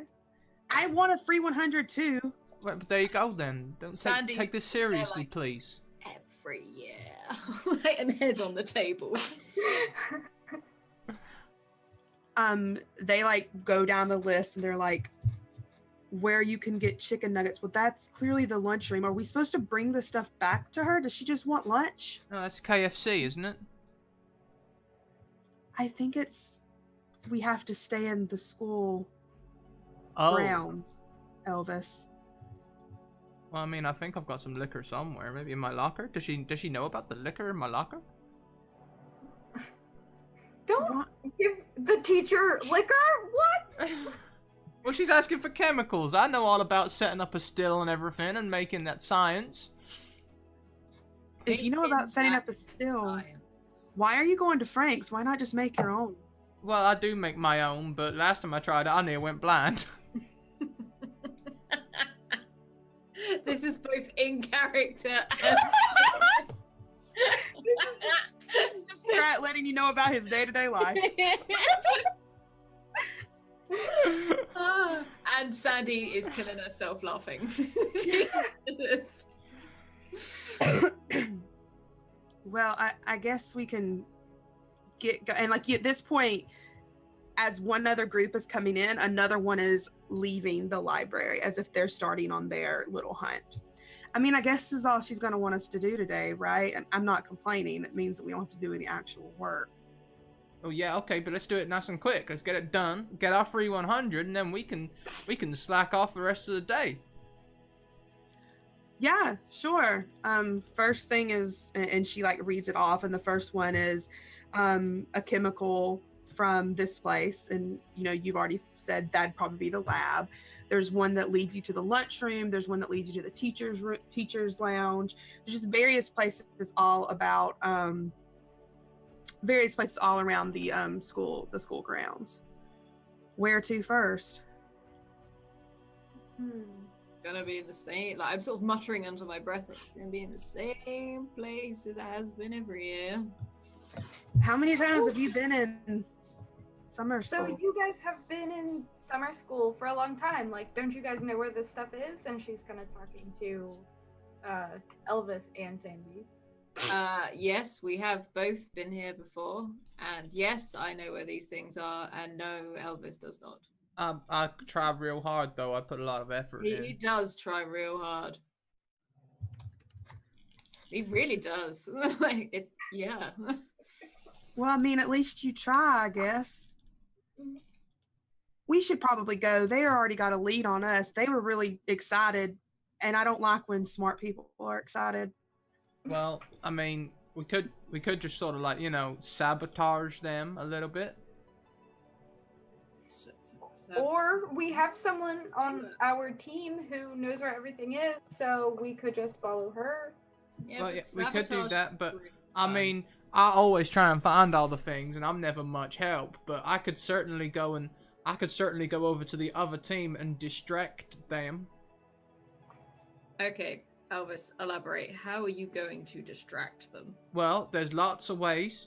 I could try and convince them to try and eat some of my like lunch with me, or I could offer them maybe some fine conversation, or I could Now, these are all great ideas, Elvis. I commend you on this. Why don't we find the stuff and sabotage anyway? Morgan's like leaning over to you, Sandy's like, "Is this better than last year?" Oh no. If anything, it's worse. Okay. Okay, it's fine. We'll get a minute. Now, Elvis. You don't have to shout. Just because I'm slow don't mean I'm deaf. I don't think you're slow. I think you fire enough guns off to not hear anything I say. I always use protection. Well, we are glad to know that because if there was more than one of you, What do you mean? I mean air defenders. What are you talking about? I'm not going. Find this chicken nugget, and like just the Sandy leaves, gets up and leaves. Yeah, Morgan like looks at Elvis and Quinn and just says, "I'm with her," and they stand up and like fold the list up and sort of like run off after Sandy. Yeah. Quinn is gonna kind of like wait for me and like run after them. What about you, Elvis? You following after? Yeah, I guess I will. I'll take a moment and think about sabotaging that other team. I mean, I was telling these guys all that nice stuff, but I know somewhere around here I've probably got an air rifle I could go shooting with a little bit. That'd put them right off. But I'll follow them, actually. I'll go and I'll follow them. Uh-huh. Oh, I'm you're gonna muted. stay with them. Okay. The first thing does say about going to the lab. There's the option of going to the lunchroom, and there's the teacher's lounge. Where do you guys want to head first? I'm not allowed in the teacher's lounge. Morgan like looks at you and goes, "Well, none of us really are, but I think this is an exception." It's okay. I know where they keep the biscuits, and I just walk in. As you walk Okay, and then goes after. As you walk in, this teacher's lounge is pretty damn nice. There are a couple of leather couches, sort of this like very well laid out kitchenette, a couple of vending machines, but there's also like what looks like a fully stocked pantry. And it's not a surprise that a lot of teachers spend pretty good amount of time in this teacher's lounge. Sandy will walk around. If there's like any like fairly shiny pen or anything like that, she's just gonna take it. Oh yeah, definitely. You can there are a couple of pens on these tables that are in here, and Morgan unfolds a list and she says, "We're looking for some sort of award, like a blue ribbon." So and she oh right, okay, yep. So do we need to No. go to Not Pat's, okay? Oh, I was gonna say, like, we can get that from the off license. No, just I mean, someone it's else. a good reward at the end of a day is a nice Pabst Blue Ribbon. well, it's not the end of the day yet, so why don't we focus on this and then we'll go to Frank's later. you see Morgan go over to like this trophy case, and she's like, "Are we supposed to get in there and get this? How are we? It's locked, right?" Oh well, I can help out there, and I'll just punch the glass. Yeah, and I want you to lash out physically. Roll with volatile. Yeah, okay, I'll roll a volatile. I'm good at them. Every year. Comment to do some. Okay. Add any other modifiers. I'm gonna use my +1 from that donation earlier. Okay, yeah. Oh my god. Yeah, so yeah, you're definitely going to deal this thing harm, as in you take your fist, and I think you're even smart enough to like wrap your shirt or your jacket around your fist. This isn't my first break-in. Clearly not. You wrap your jacket around your fist and punch into this locked big glass shelf, and it shatters, and the glass sort of like, goes out onto the floor in front of all of you. And Morgan takes a step back and just has this look of confusion on their face, like, what the I feel like that we could have unlocked it another way. Aren't we going to get into trouble? Well, who gives a shit about getting into trouble? We're already in summer school. I'll take the detention as long as I get 100 in that test. Now we got this award real quick. Let's go. Next thing. Oh, all right. She like reaches in and grabs the ribbon, and as she's doing so, she like looks at this picture and she pulls it out, and you see them stare at it, and they look over at Sandy, but they like sort of don't say anything. They just sort of put the picture back and turn around, and they say, "Oh, all right, then let's go then." And I guess we need to go to the lab next. Yeah, we're gonna go to the lavatory. Not the lava. No, Elvis, not the bathroom. The lab. Oh, right. I thought that was short for the same thing. No, where they do science. Do you do science in the bathroom? Well, where else do you make bathtub gin? Oh goodness. Yeah, Morgan just like shakes their head and walks out, heading down the hallway. You guys following after? Yeah. I'll follow. Yeah. So as they walk out, they lead you back toward back toward the lab, and you guys walk in after Morgan, and you notice that as Morgan like goes in and tries to flip the lights, they're not turning on. And Morgan like looks back at you guys and is like, do they flip the power off in the summer? I mean, you and specifically looking at Sandy and Elvis, like is that something they do all the time? I mean, it sounds like something reasonable. Now, as being a part lycanthrope, can I see in this darkness?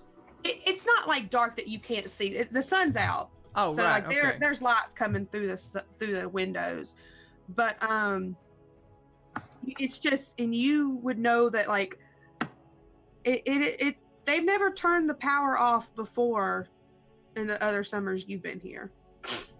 I wonder if they turn the gas off too. I'll go and turn on one of the Bunsen burner taps. Give it a good lights, yeah, you smell the gas. You hear like the hissing of gas being. Yeah, the gas is on. Morgan sort of flips the switch a couple of times. Elvis, turn it off. Oh, yeah, sure. I'll turn it back off. No problem. Yeah. I was gonna do that. And all of you here, coming from the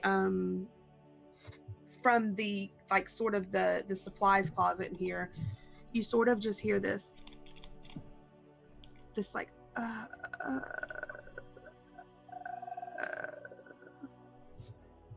Sandy, is that you? When have I ever made that sound? I don't know. You're sort of creepy looking. I thought maybe you might be trying to freak us out or something in the darkness. Creepy looking? I'm sorry. That wasn't very subtle. Yeah, you look like that sounds. Thanks. I'll go home and rethink my image. What the? Because this jacket just screams creepy sound from the cupboard. Well, I'm sorry in one sense, but in another sense, I'm glad I'm helping you with your self-image. Does she do like themes when she does these things? Like, is this supposed to be scary or something? Because I don't really like that. What are you talking about? Morgan's like stepping away from the cupboard. Elvis, you should open the cupboard. All right, I'll go open the cupboard. I don't mind. I'm just gonna grab hold of that there cupboard and I'm gonna wrench it open. Yeah, and you need to because you notice that it is locked. So yeah, roll volatile to lash Oh yeah, out. I'm just gonna wrench it open. You're gonna rip the door off. I don't have any modifiers this time. Okay. On a partial success, you will get it open, but so you can. These people around you will learn something about your true nature and get a string on you. I will decide if you're harmed or not, or you become your darkest self in this moment. So which one do you want? Oh, so hang on a minute. I get the option of giving everyone a string and getting harmed, or I become my dark. No, you pick one of these. You pick one of them. One of those three options. Oh, okay. So yeah, there's a sheet in your handouts with all of the moves, player moves. It tells you what happens. Yeah. I've definitely read that. I'm not winging it. It's fine. It's fine. I think what I will do here, and let me just quickly reread my darkest self. I transform into a terrifying wolf creature. That does not seem like a good idea. So I can say that if you get maybe you get a harm from the door opening, or the people with you learn something about your true nature. Well, do you and know get what? free. I am not very subtle, so I think that they are probably going to be seeing a little bit of my nature. Okay, so yeah, what does that look like as they see you sort of rip this door off its hinges? What do they see that gives them a hint into your true nature, your wolfy nature? I think at first I pull it hard and it doesn't move, and then I sort of snarl. And when I snarl, my snout sort of like extends a little, my teeth lengthen, and then I just go back to normal. Like, oh, there you go. It's just a little Sandy- jammed, that's all. Sandy and Quinn, both of you take a string on Elvis as you see this. Yeah, how do you react to this as you see him yank this door off? Because Morgan sort of takes a step back and is like, what the fuck? Yeah. Quinn is gonna kind of like jump and like, ah! And kind of like put her over her mouth and kind of maybe think to herself like, maybe I didn't actually see that. Like maybe it's kind of like the lighting's weird in here. Like just kind of thinking to herself about it. Sandy, because she's sort of had these questions about Elvis before, she stands perfectly still next to him, just again plain face of Nah. So you Elvis, looking into this room, you don't see anything, but the noise, all of you hear this louder, and what you do see is just like a pantry. It's just like, you know, shelves and shelves of chemicals, and you see like hanging down what looks like it's sort of like this pool shaking from side to side, swinging from side to side, as like maybe there's an attic or like a crawl space above, but all of you hear this sound very loud. And Morgan takes another step back and is like, okay, you've opened the door, I think we should just get whatever the teacher wants and we should just leave. I don't think we should go any further. And you're just hearing Well, I am inclined to agree. All we need to do is get whatever the list says and then get 100 on our test. I'm passing this goddamn year. that seems good to me. I don't like spooky noises. Mm-hmm. Not me And neither. As you're standing there, you just hear, help. Hey, we're not helping you pass your test. Guys, I think somebody's in there. I think somebody's in trouble.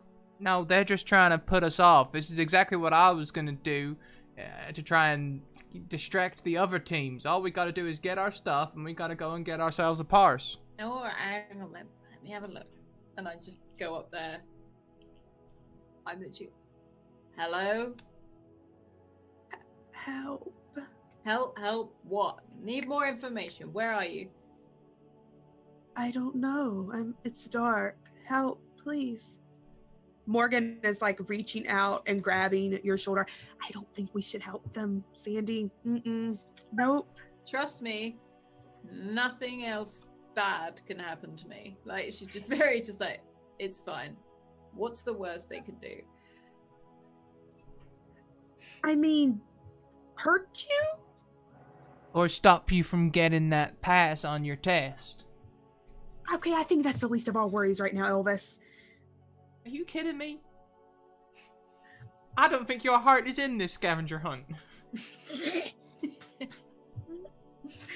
You just hear, I don't know.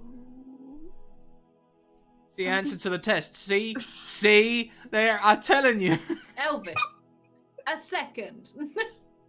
Something pulled me up here. It's so dark. Pulled you up. So is this in the cupboard?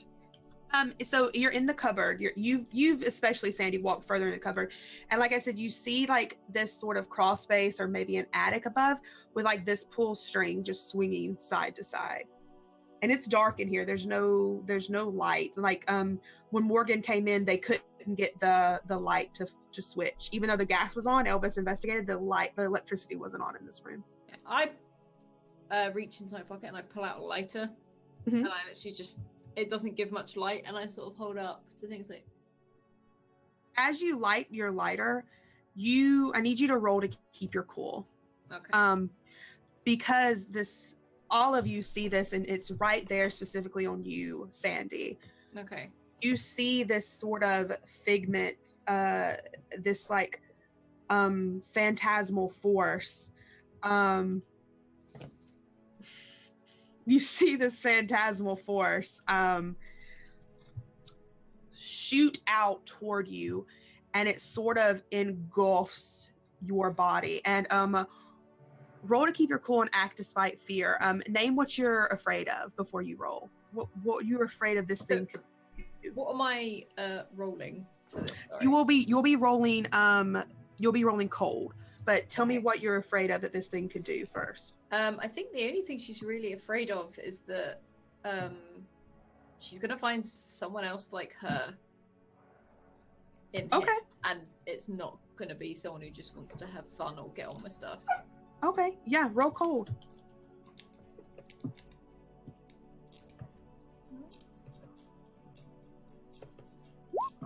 Oh dear. So you that is a fail, so you do mark experience. You mark an experience point.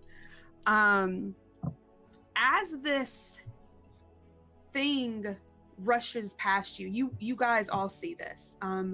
You hear Morgan sort of scream behind you, and it's like this phantasmal screaming face. The only expression you could sort of read would be pain. And all of you hear behind you the hissing of gas that Elvis didn't turn off. And as it rushes past you, you see it's sort of like, oh no. Sorry, I'm back. You see it sort of take in this flame from Sandy's lighter.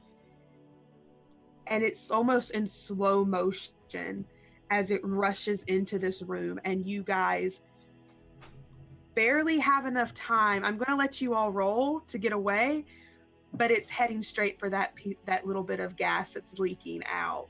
Okay. So did this hurt me? Like, did I really feel it like hit me? We're gonna get there in just Okay. a second. I'm going to all let you, if you would like to roll to run away. You all can, because you're going to be escaping from this explosion that's about to happen. That's sort of happening in slow motion. And it is going to be a bit of harm. So yeah, you see this phantasmal force that's sort of taking the form of a fireball now, as it is going straight toward this hiss of gas that Elvis has left running. If you would all like to roll to run away, it would be your volatile roll. And I will remind you, you have a +1, everyone except Elvis does. Oh yeah, actually I'll take a +1 on that. So roll volatile to run away. Okay. Oh, I pressed the wrong thing. Hang on. No, I didn't. It's fine. Well, I got myself a partial success. Okay. With all these Ooh. partial successes, does that mean I'll eventually parse my test? So Quinn, explain to me how you get away. Do you run into the... My phone is ringing. Pro streamers. Hope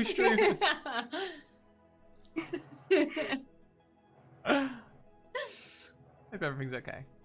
Yeah. Oh, So how do you do it, Quinn? How do you get out? How do I get out? Shoot. So, Just ran. yeah, just like bolted completely. Just, you know, those moments where you just like don't know how you like got out of a situation. You just like jump straight down the stairs. I was thinking maybe if it's cool with you, she jumps into the room and slams the door shut. That sounds great to me. But for Elvis and Sandy, so you get away, but you do choose one. You can run into something worse, you cause a big scene, or you leave something behind.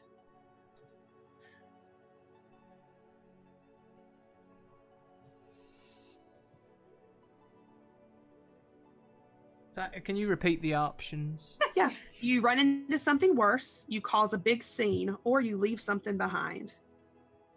I mean, what could be worse? I'll just run into something worse. Okay. I think I'll cause a big scene. Like, I really wasn't expecting to be Oh, yeah, no, we could both cause a big scene gonna as say, we can we burn do down it- the lab. I mean, Barrel this is over going the to be a side. this is going to be a big scene. Yeah.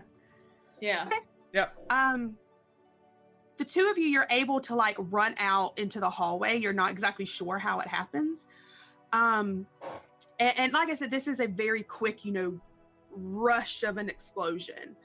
And Quinn, you don't hear that, you're in the cupboard. Cupboard? Is that how you say that word? You're in the pantry. We're gonna use that word. Words are hard, as Elvis would say.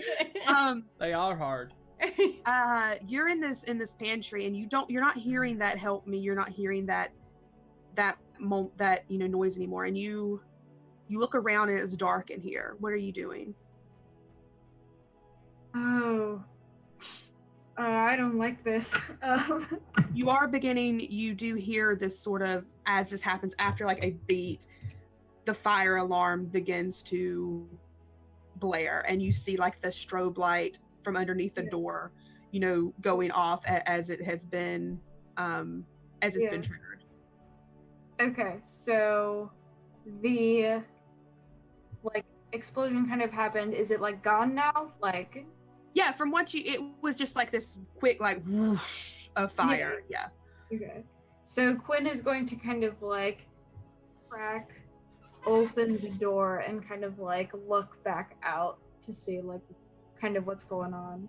As you open the door, you don't see Sandy or Elvis there. You sort of assume, you could hear them like running away, but you see Morgan laying there, Ooh. clawing and sort of not really receptive, and you see that she took the brunt of the fire, of the damage. Ooh, yeah. Quinn is going to run over to them and kind of grab them and maybe like try to, Quinn isn't like very big or physically strong, but try to kind of drag Morgan like to somewhere where people could see or help. Yeah. You drag them out of the room, and this is when Sandy and Elvis, you sort of see Quinn pulling them out of this lab, and at this point there are other students rounding the hallway and teachers going, what's happened? What's going on? Someone call 911. It's just like this cacophony of people chattering and talking, and you see Quinn with this very burnt, injured, sort of horrifying looking Morgan. There was a spooky ghost, and it set fire to the lab. This janitor that as janitor Mike walks over and goes, "What the hell are you talking about, son? A spooky. This girl's dying." There was a spooky ghost, and it burnt the lab down. On God's honest truth, sir, that's what happened. He's just staring at you, because he clearly doesn't believe you. And there's a couple of students out there with their phones out. They're taking pictures. Very, not exactly the most respectable thing. Were you gonna do something? What? No, sorry. Okay. I was. If people have got all their phones out and everything like that, Sandy will probably become invisible effectively quickly, and literally just go over and smack each phone out of the hand and stamp on it and See, I'm telling you, there's Yeah, spooky. roll cold to shut someone down.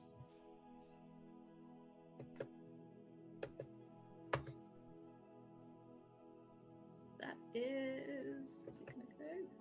7. Okay. So you can choose one from below. I will say that you can. They lose a string on you, which I'm sort of taking this as a crowd kind of thing. If they have no strings on you, you gain one on them. They gain a condition, or you take one forward, and then you get a condition from return. And the condition I'm going to give you is hot-headed. Okay. And so remember, if you ever want to use a condition against Sandy, all you have to do is invoke that condition, and you can Okay. roll with a +1 against her. See what I mean? Look, But see? You get to pick that this crowd loses a string on you. If you get a string on them, they gain a condition or you take one forward. And this is just a freestanding +1. You can use it whenever. Okay. So I now have hot-headed under my conditions. Yes. Awesome. Okay. See what I mean? There is a spooky ghost, and it set fire to the laboratory. Now everyone's throwing their phones around. I'm telling you, spooky ghost appeared. On God's honest truth, it appeared, and then it set fire to the laboratory. You guys can just hear Meg, like, they're just moaning and groaning, and someone just says, in their phone, ambulance said they'll be here in 3 minutes. We need to get them outside. And is like, thank you to the person who actually called 911. Yeah, and Meg just looks up at you and sort of like reaches out to grab you, Quinn, and their hand is sort of like, that pinkish burn look, and they just go, did you see that? Did you see? What the fuck was that? And their voice is sort of like fading as they're trying to talk to you. Quinn is freaking out, but also kind of trying to keep it together and like hold on to Morgan and be like, I saw it. It'll be okay. We're gonna get you help. They reach their hand up in the direction that Sandy was standing in, and they go, I don't know where she went. She's not real. She wasn't here. I saw her in that trophy cabinet. There was a memorial. Don't you know she's dead? She's not even a real person. Quinn doesn't look surprised by this. She does not react.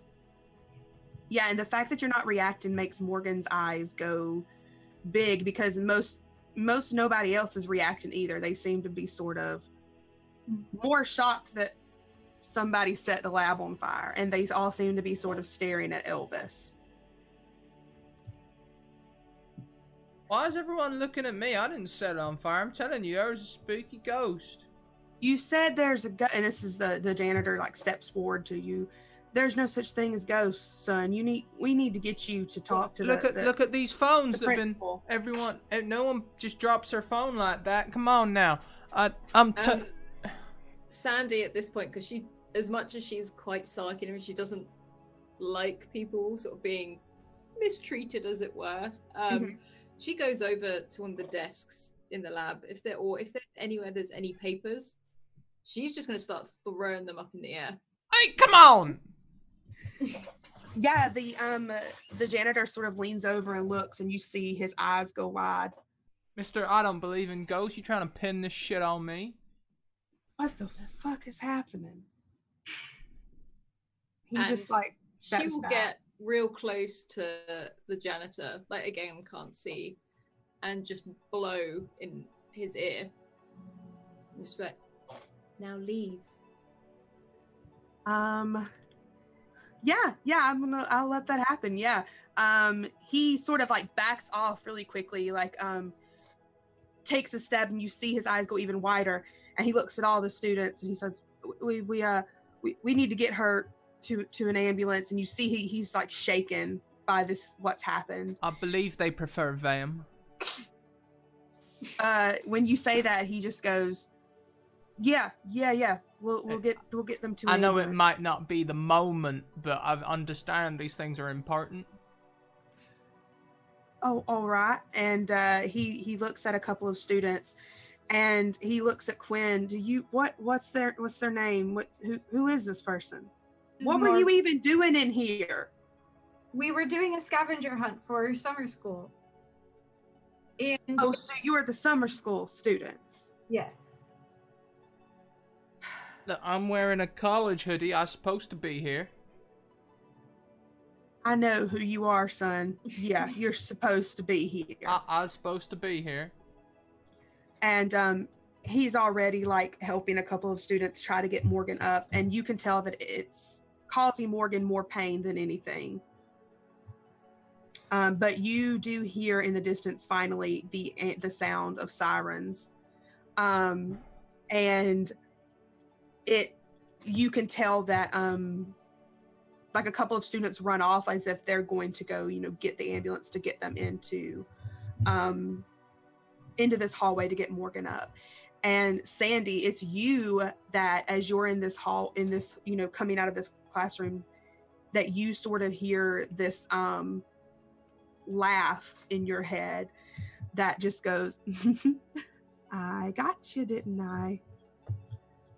And she probably forgets to sort of hide herself at this point and sort of reappears as she's just got a scowl across her face that there's something else like her here. But yeah, and from there, the three of you watch as Morgan is taken away on the stretcher. You see the ambulance, the paramedics talking to the janitor. There's really no explanation given, but about an hour later, the three of you are back in the summer school class, sort of gathered into a corner, and you've been told not to leave.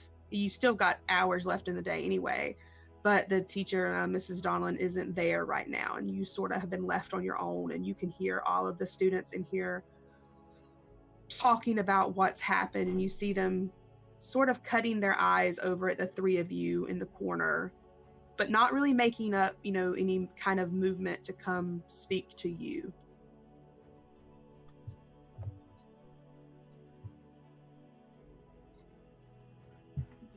Sandy would just stay there. Just stand and watch. Yeah. Quinn is very much kind of like, has a lot of stuff going on in her head right now, so she's just kind of like, maybe even like shielding herself from other people so that she can't see people looking at her, but thinking about stuff. All right. What are you doing, Elvis? I mean, are they looking our way? Every now and then, you'll, especially Sarah, she'll sort of like lean over to Kelly or Jake and like whisper something and then look back at you guys with like a little smirk on her face and then like have a little giggle. But everyone is sort of like cutting their eyes at you guys, even if it's not in a meaner way. They are noticeably gossiping and sort of wondering what you guys did or saw. If they do, Sandy will just smile and wave at them every time they look over. All right. I don't think they're being very nice. Don't worry, Elvis, it's fine. I think they're making fun of us. Elvis, they're here. You're here to work hard. They're here because they're assholes. You're much better to be here to work hard and not be that. Like, she really, exaggeratedly points to Sarah. Well, should we go and say something? No, we'll leave it. Make a scene? We're not going to make a scene, because we don't want that to affect us, but, Can we still win the scavenger hunt? Maybe. You're under the impression that the scavenger hunt's maybe been put off for a couple of days. I think people get their comeuppance, Elvis. It's okay. Get their comeuppance? Mm-hmm. That doesn't sound very pleasant at all. Well, it isn't if you're an asshole. She gestures over to Sarah again. Sounds real cheap too. Just a pence. So Elvis knows what a pence is.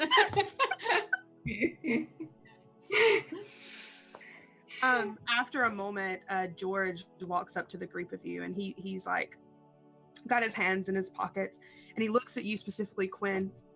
What happened? Was someone said there was a ghost, and then someone said that Elvis just lost his cool because he didn't like Morgan? Quinn is gonna kind of like, nobody lost any cool at anybody.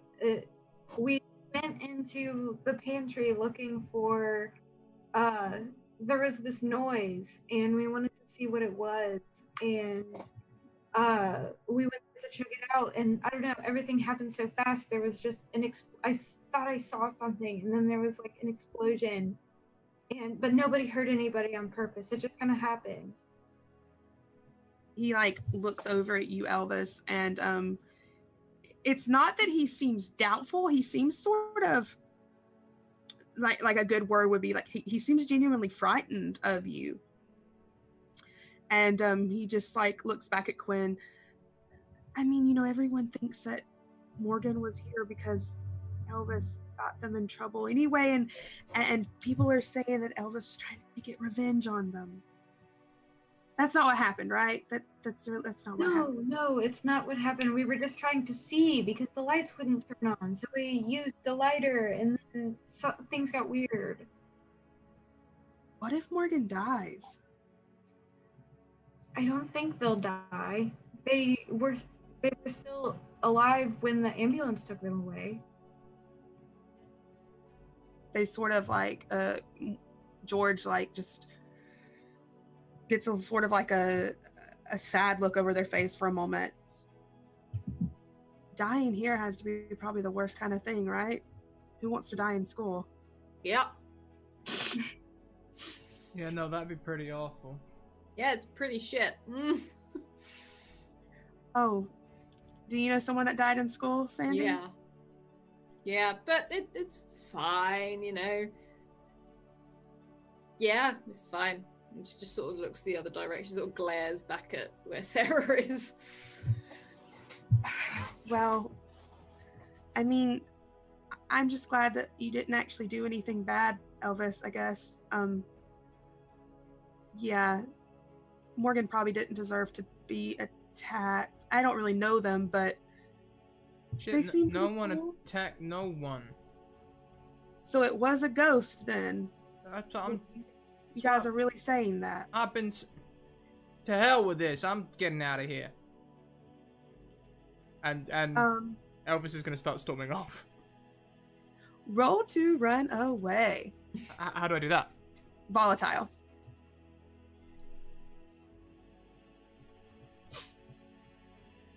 Ooh, that's a fail. Mark experience though.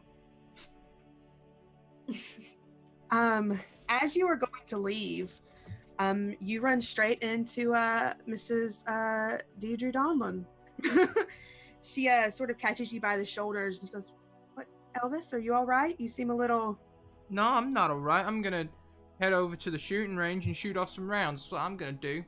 You're still in school, Elvis. Well, I thought you said this was going to be your last year. Well, yeah, it was, and then we're not allowed to do the scavenger hunt no more because a spooky ghost set fire to the laboratory, and everyone thinks I did it to try and hurt Morgan. What have I told you? The what people think about you doesn't matter, right? Well, It's what you think about yourself. Do you know you didn't do anything wrong, right? I don't know. I mean, I did turn on the gas at one point, but I'm fairly sure I turned it off. I'm sure you did too. I need to speak with you and Sandy, Quinn. I need to speak with the two of you outside as well, please. Yep. Okay. Yeah, she ushers the two of you as well as Elvis out into the hallway, and she pulls the door closed. I need the truth from the three of you. A ghost, kids, you bullying Morgan? What was going on? God damn it was a goddamn ghost. Bullying Morgan.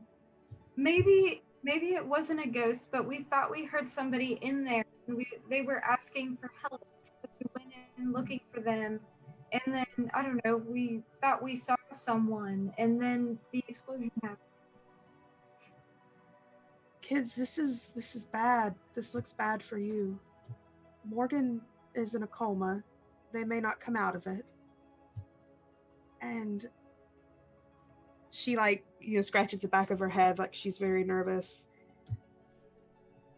There was a dead body up in that crawl space. Yes. A burned dead body. And Sandy, as she's saying this, I want you to roll dark and gaze into the abyss. Okay. It's a god, and I've even got a 2 on that. Fail. Yeah. You sort of close your eyes for a moment and you swear that you feel the fire from before, but it just goes away after a second. So she sort of shrugs it off, but doesn't. It's like if like a chill ran down her spine. She's like, Yeah, exactly. Yeah. The teacher looks at the three of you again.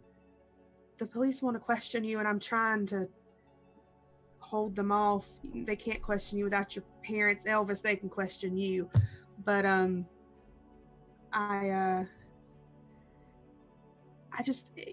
need you to be honest with me.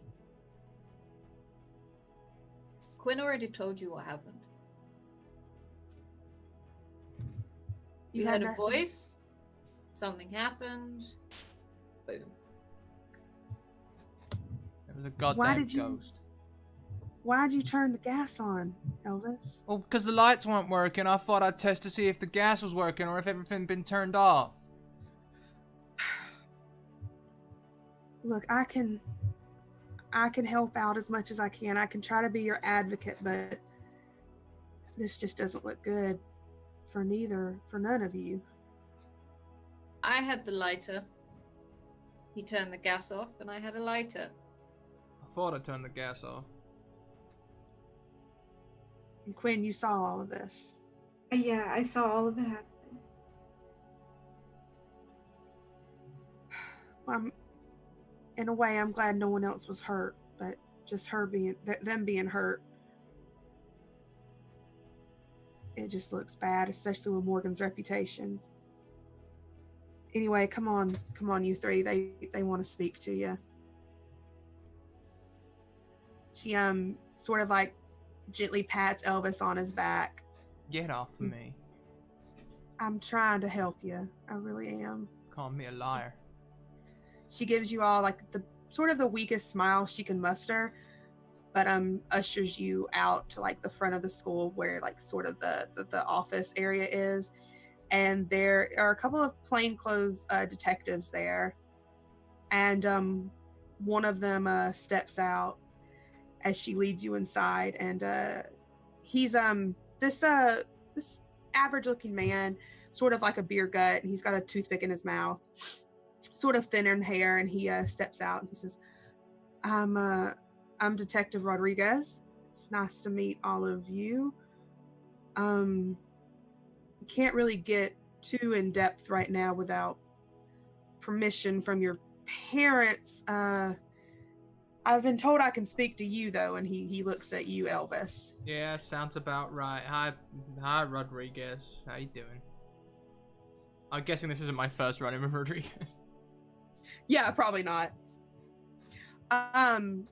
He looks at you, says, just so you know, we're gonna investigate every claim. It seems only fair. He like nods over to the teacher. She spoke really highly of all three of you, so we want to make sure that everything is fairly looked through. But there was a lot of things up there. We just want to make sure there was no bullying going on here at school. He sort of like takes out a notebook, and you see him flip through a couple of pages. So I need you to tell me about this Morgan kid. Apparently you're the whole reason they were in summer school, Elvis. That's just a vicious rumor. Who told you that? About everyone here in town knows it.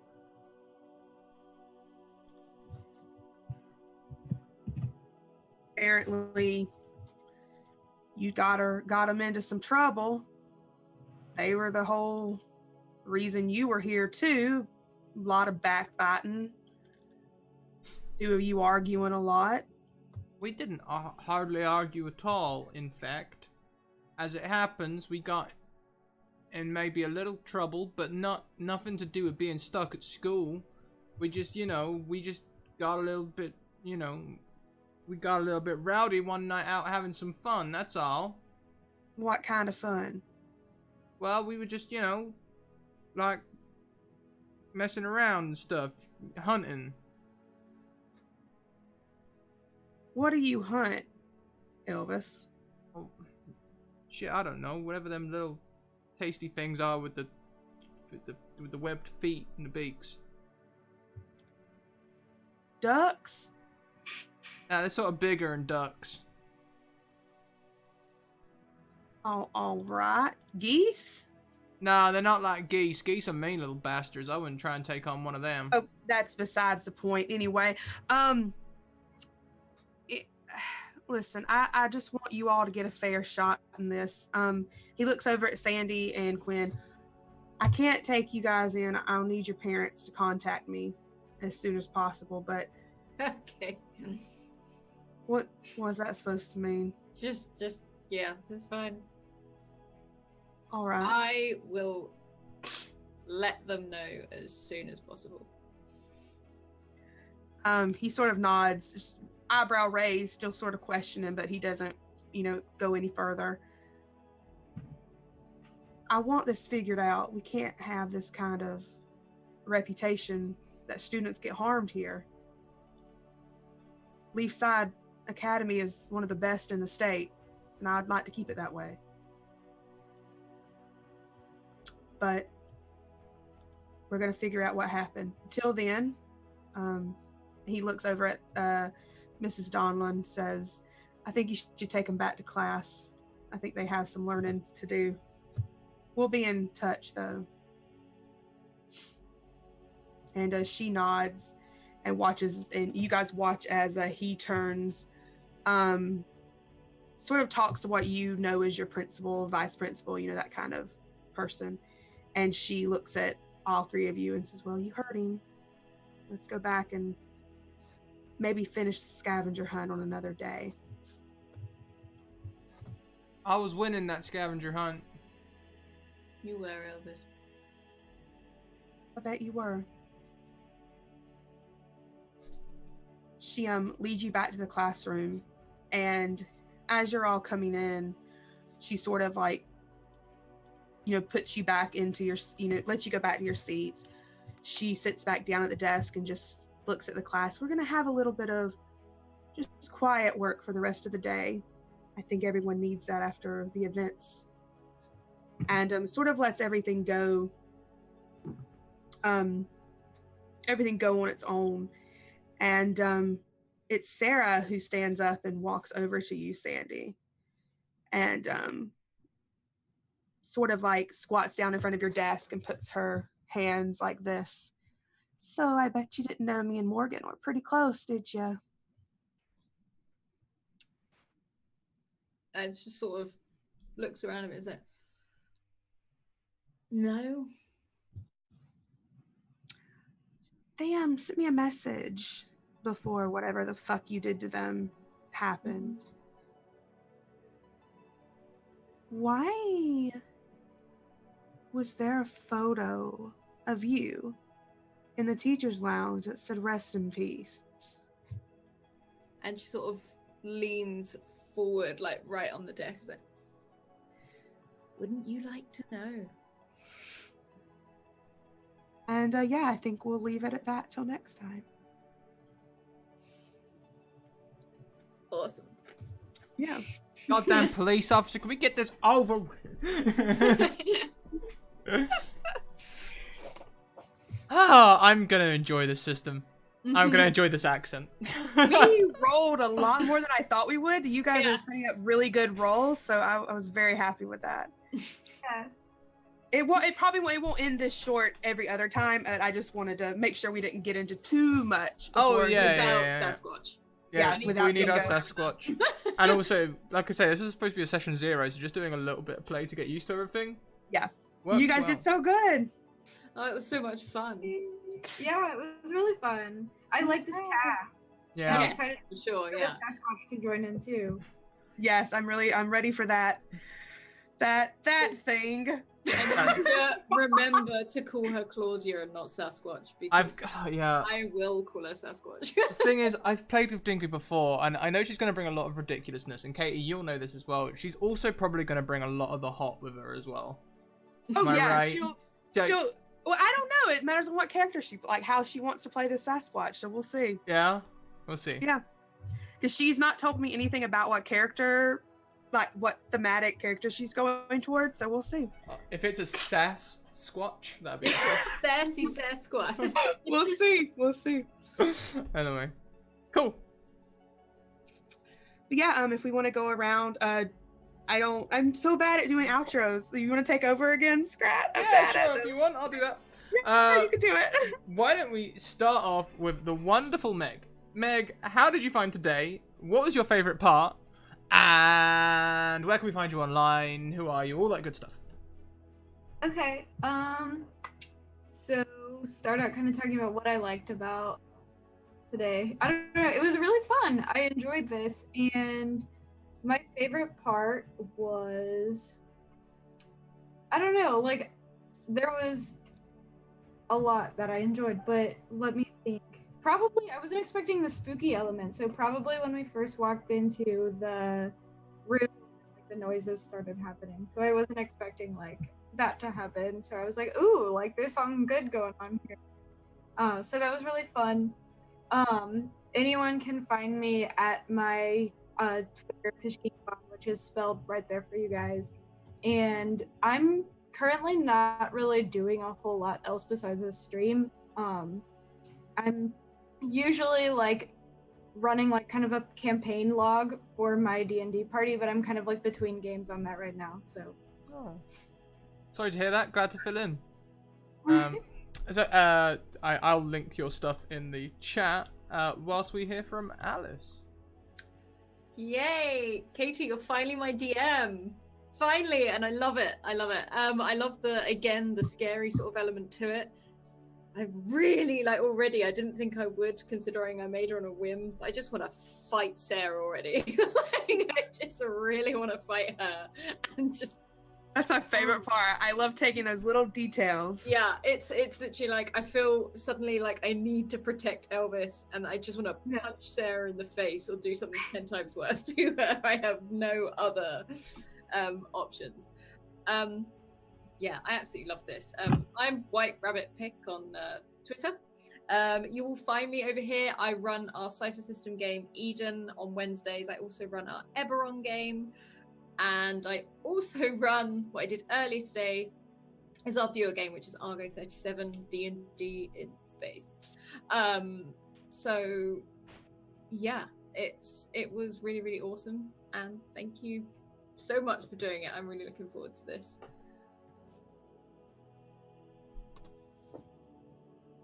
That pun. Katie, our wonderful MC for the day, same questions to you. I loved it. I was very, very, very, I've been very nervous about this just because not anything like about you guys just running a game. I get nervous and anxious about anything. And you guys made it so I didn't have to be. That whole RP section, I had nothing planned. We just jumped right into it. And you guys made it so easy. So I can't wait to build off of that. I'm Katie. You can find me on KatieFace at Twitter, where I have a schedule up because I do like 10 games a week, which is why I'm so sleepy all the time. Yeah. And you can also find me on the Off the Table Twitter, which I take care of. If you're not watching the wonderful Ryutama action that's coming up soon here, in an hour or so-ish, we will be over on Off the Table doing our amazing 1-year break videos for where I'm the keeper of Monster of the Week, which will be returning tomorrow, which is going to be very good. I'm very excited about that. It's the 2 games that I run, and both with monster in the title. I think that says a lot about me. But I had so much fun, guys. Thank you for letting me do this, Scrat. It was a really, I think it was a shock. It's like a stretch to do Monster Hearts because not a lot of people. It's a system not a lot of people are comfortable with, but I'm really glad that I have great players who trust me and I trust. So A little hair wiggle. Off the table as well, I've given them a shout out as well. Probably the most underrated channel on Twitch. If you're not following them, go and follow them. They should be hitting partner already. Like, seriously, get over there, follow them, give them likes, subscribe to them, support them. They need it. They deserve it. Do so. Now, all of you, go. That just leaves me. Here are my social links. Oh, and before, yeah, okay, Discord, Twitter, YouTube, it's all there. It's lovely stuff, all of it. Subscribe to all of it. If you want to get in a viewer game, Twitter me. If you want to get in Discord, it's good. My favorite part today was just being enabled to be a goddamn wreck the whole time. Thank you, Cosmic Lydia. it is. Just being a wreck, but like also like realizing as I made Elvis just how attached I'm gonna get. As he might be dumb as a box of frogs, but he tries real hard. And you gave me the perfect character to hurt because I know about 5 Elvises in my life. So yeah, just gave me the perfect character to hurt. When you say you know 5 Elvises, do you mean you know 5 of that trope or 5 people named Elvis? 5 of that trope. I don't actually know an Elvis, but I know 5 people who could be named Elvis. No more questions. The jury. I live in Alabama, Scrap. No comment. So yeah, there are my social links up there. Also, we are now a full-time streaming service. This is my full-time job. So if you'd like to support us in this, please consider supporting our Patreon, not our Catreon. I just read Katie and decided to put that at the front of Patreon, a Catreon. Website idea. Well, Katie, that's your Patreon. When it says Katie Face is creating Catreon, that's what I've given it to you. You're welcome. I also have some merch. I'm also currently running a competition for some rainbow colored dice from Dice 20 UK. They are very pretty. I'm giving away 1 a month, and that competition could even be ending. I should really, do you know what? I'm going to open that in another tab now to check if that competition is still running or if someone's won it. But if someone has won it, I'm just going to start another one. So, brace. What haven't I done? Hang on. Patreon, social links, competition. We're not doing a retweet because we're at the end of the session. There's no need to retweet. Done the merch. Yeah, okay, so we've done everything. So that is me, you guys. I am going to take you all over to another artist that I found recently. I quite like hanging out in artists' chat rooms whilst they're doing art. I find it really calm and relaxing. I know I'm not taking you over to do any D&D, Lydia. Thank you so much for that compliment about my moustache. I appreciate it so much. Now, my thing is, when we go over, we're going to be raiding someone called Kyuko. Don't know if you guys know about her already. She's coming on. Kyuko. We're going to be raiding over there. I'd love... That's raid. Whoops. / raid scrap. There we go. We're going to be going over... We're going to raid Kyuko. When we get in there, make sure you all follow, because she has a wonderful follow response where she does like this, thank you for the follow thing. It's really cool. You guys should definitely do it. And also, spam that chat with hype. Just hype the hell out of it. We're now running 1 p.m, 6 p.m, and 10 p.m, Monday to Thursday, 1 p.m. on Fridays, and 8 p.m. on alternating Fridays. 5 days a week, D&D, 14 sessions. Keep evoking emotions. We'll see you next time. Bye!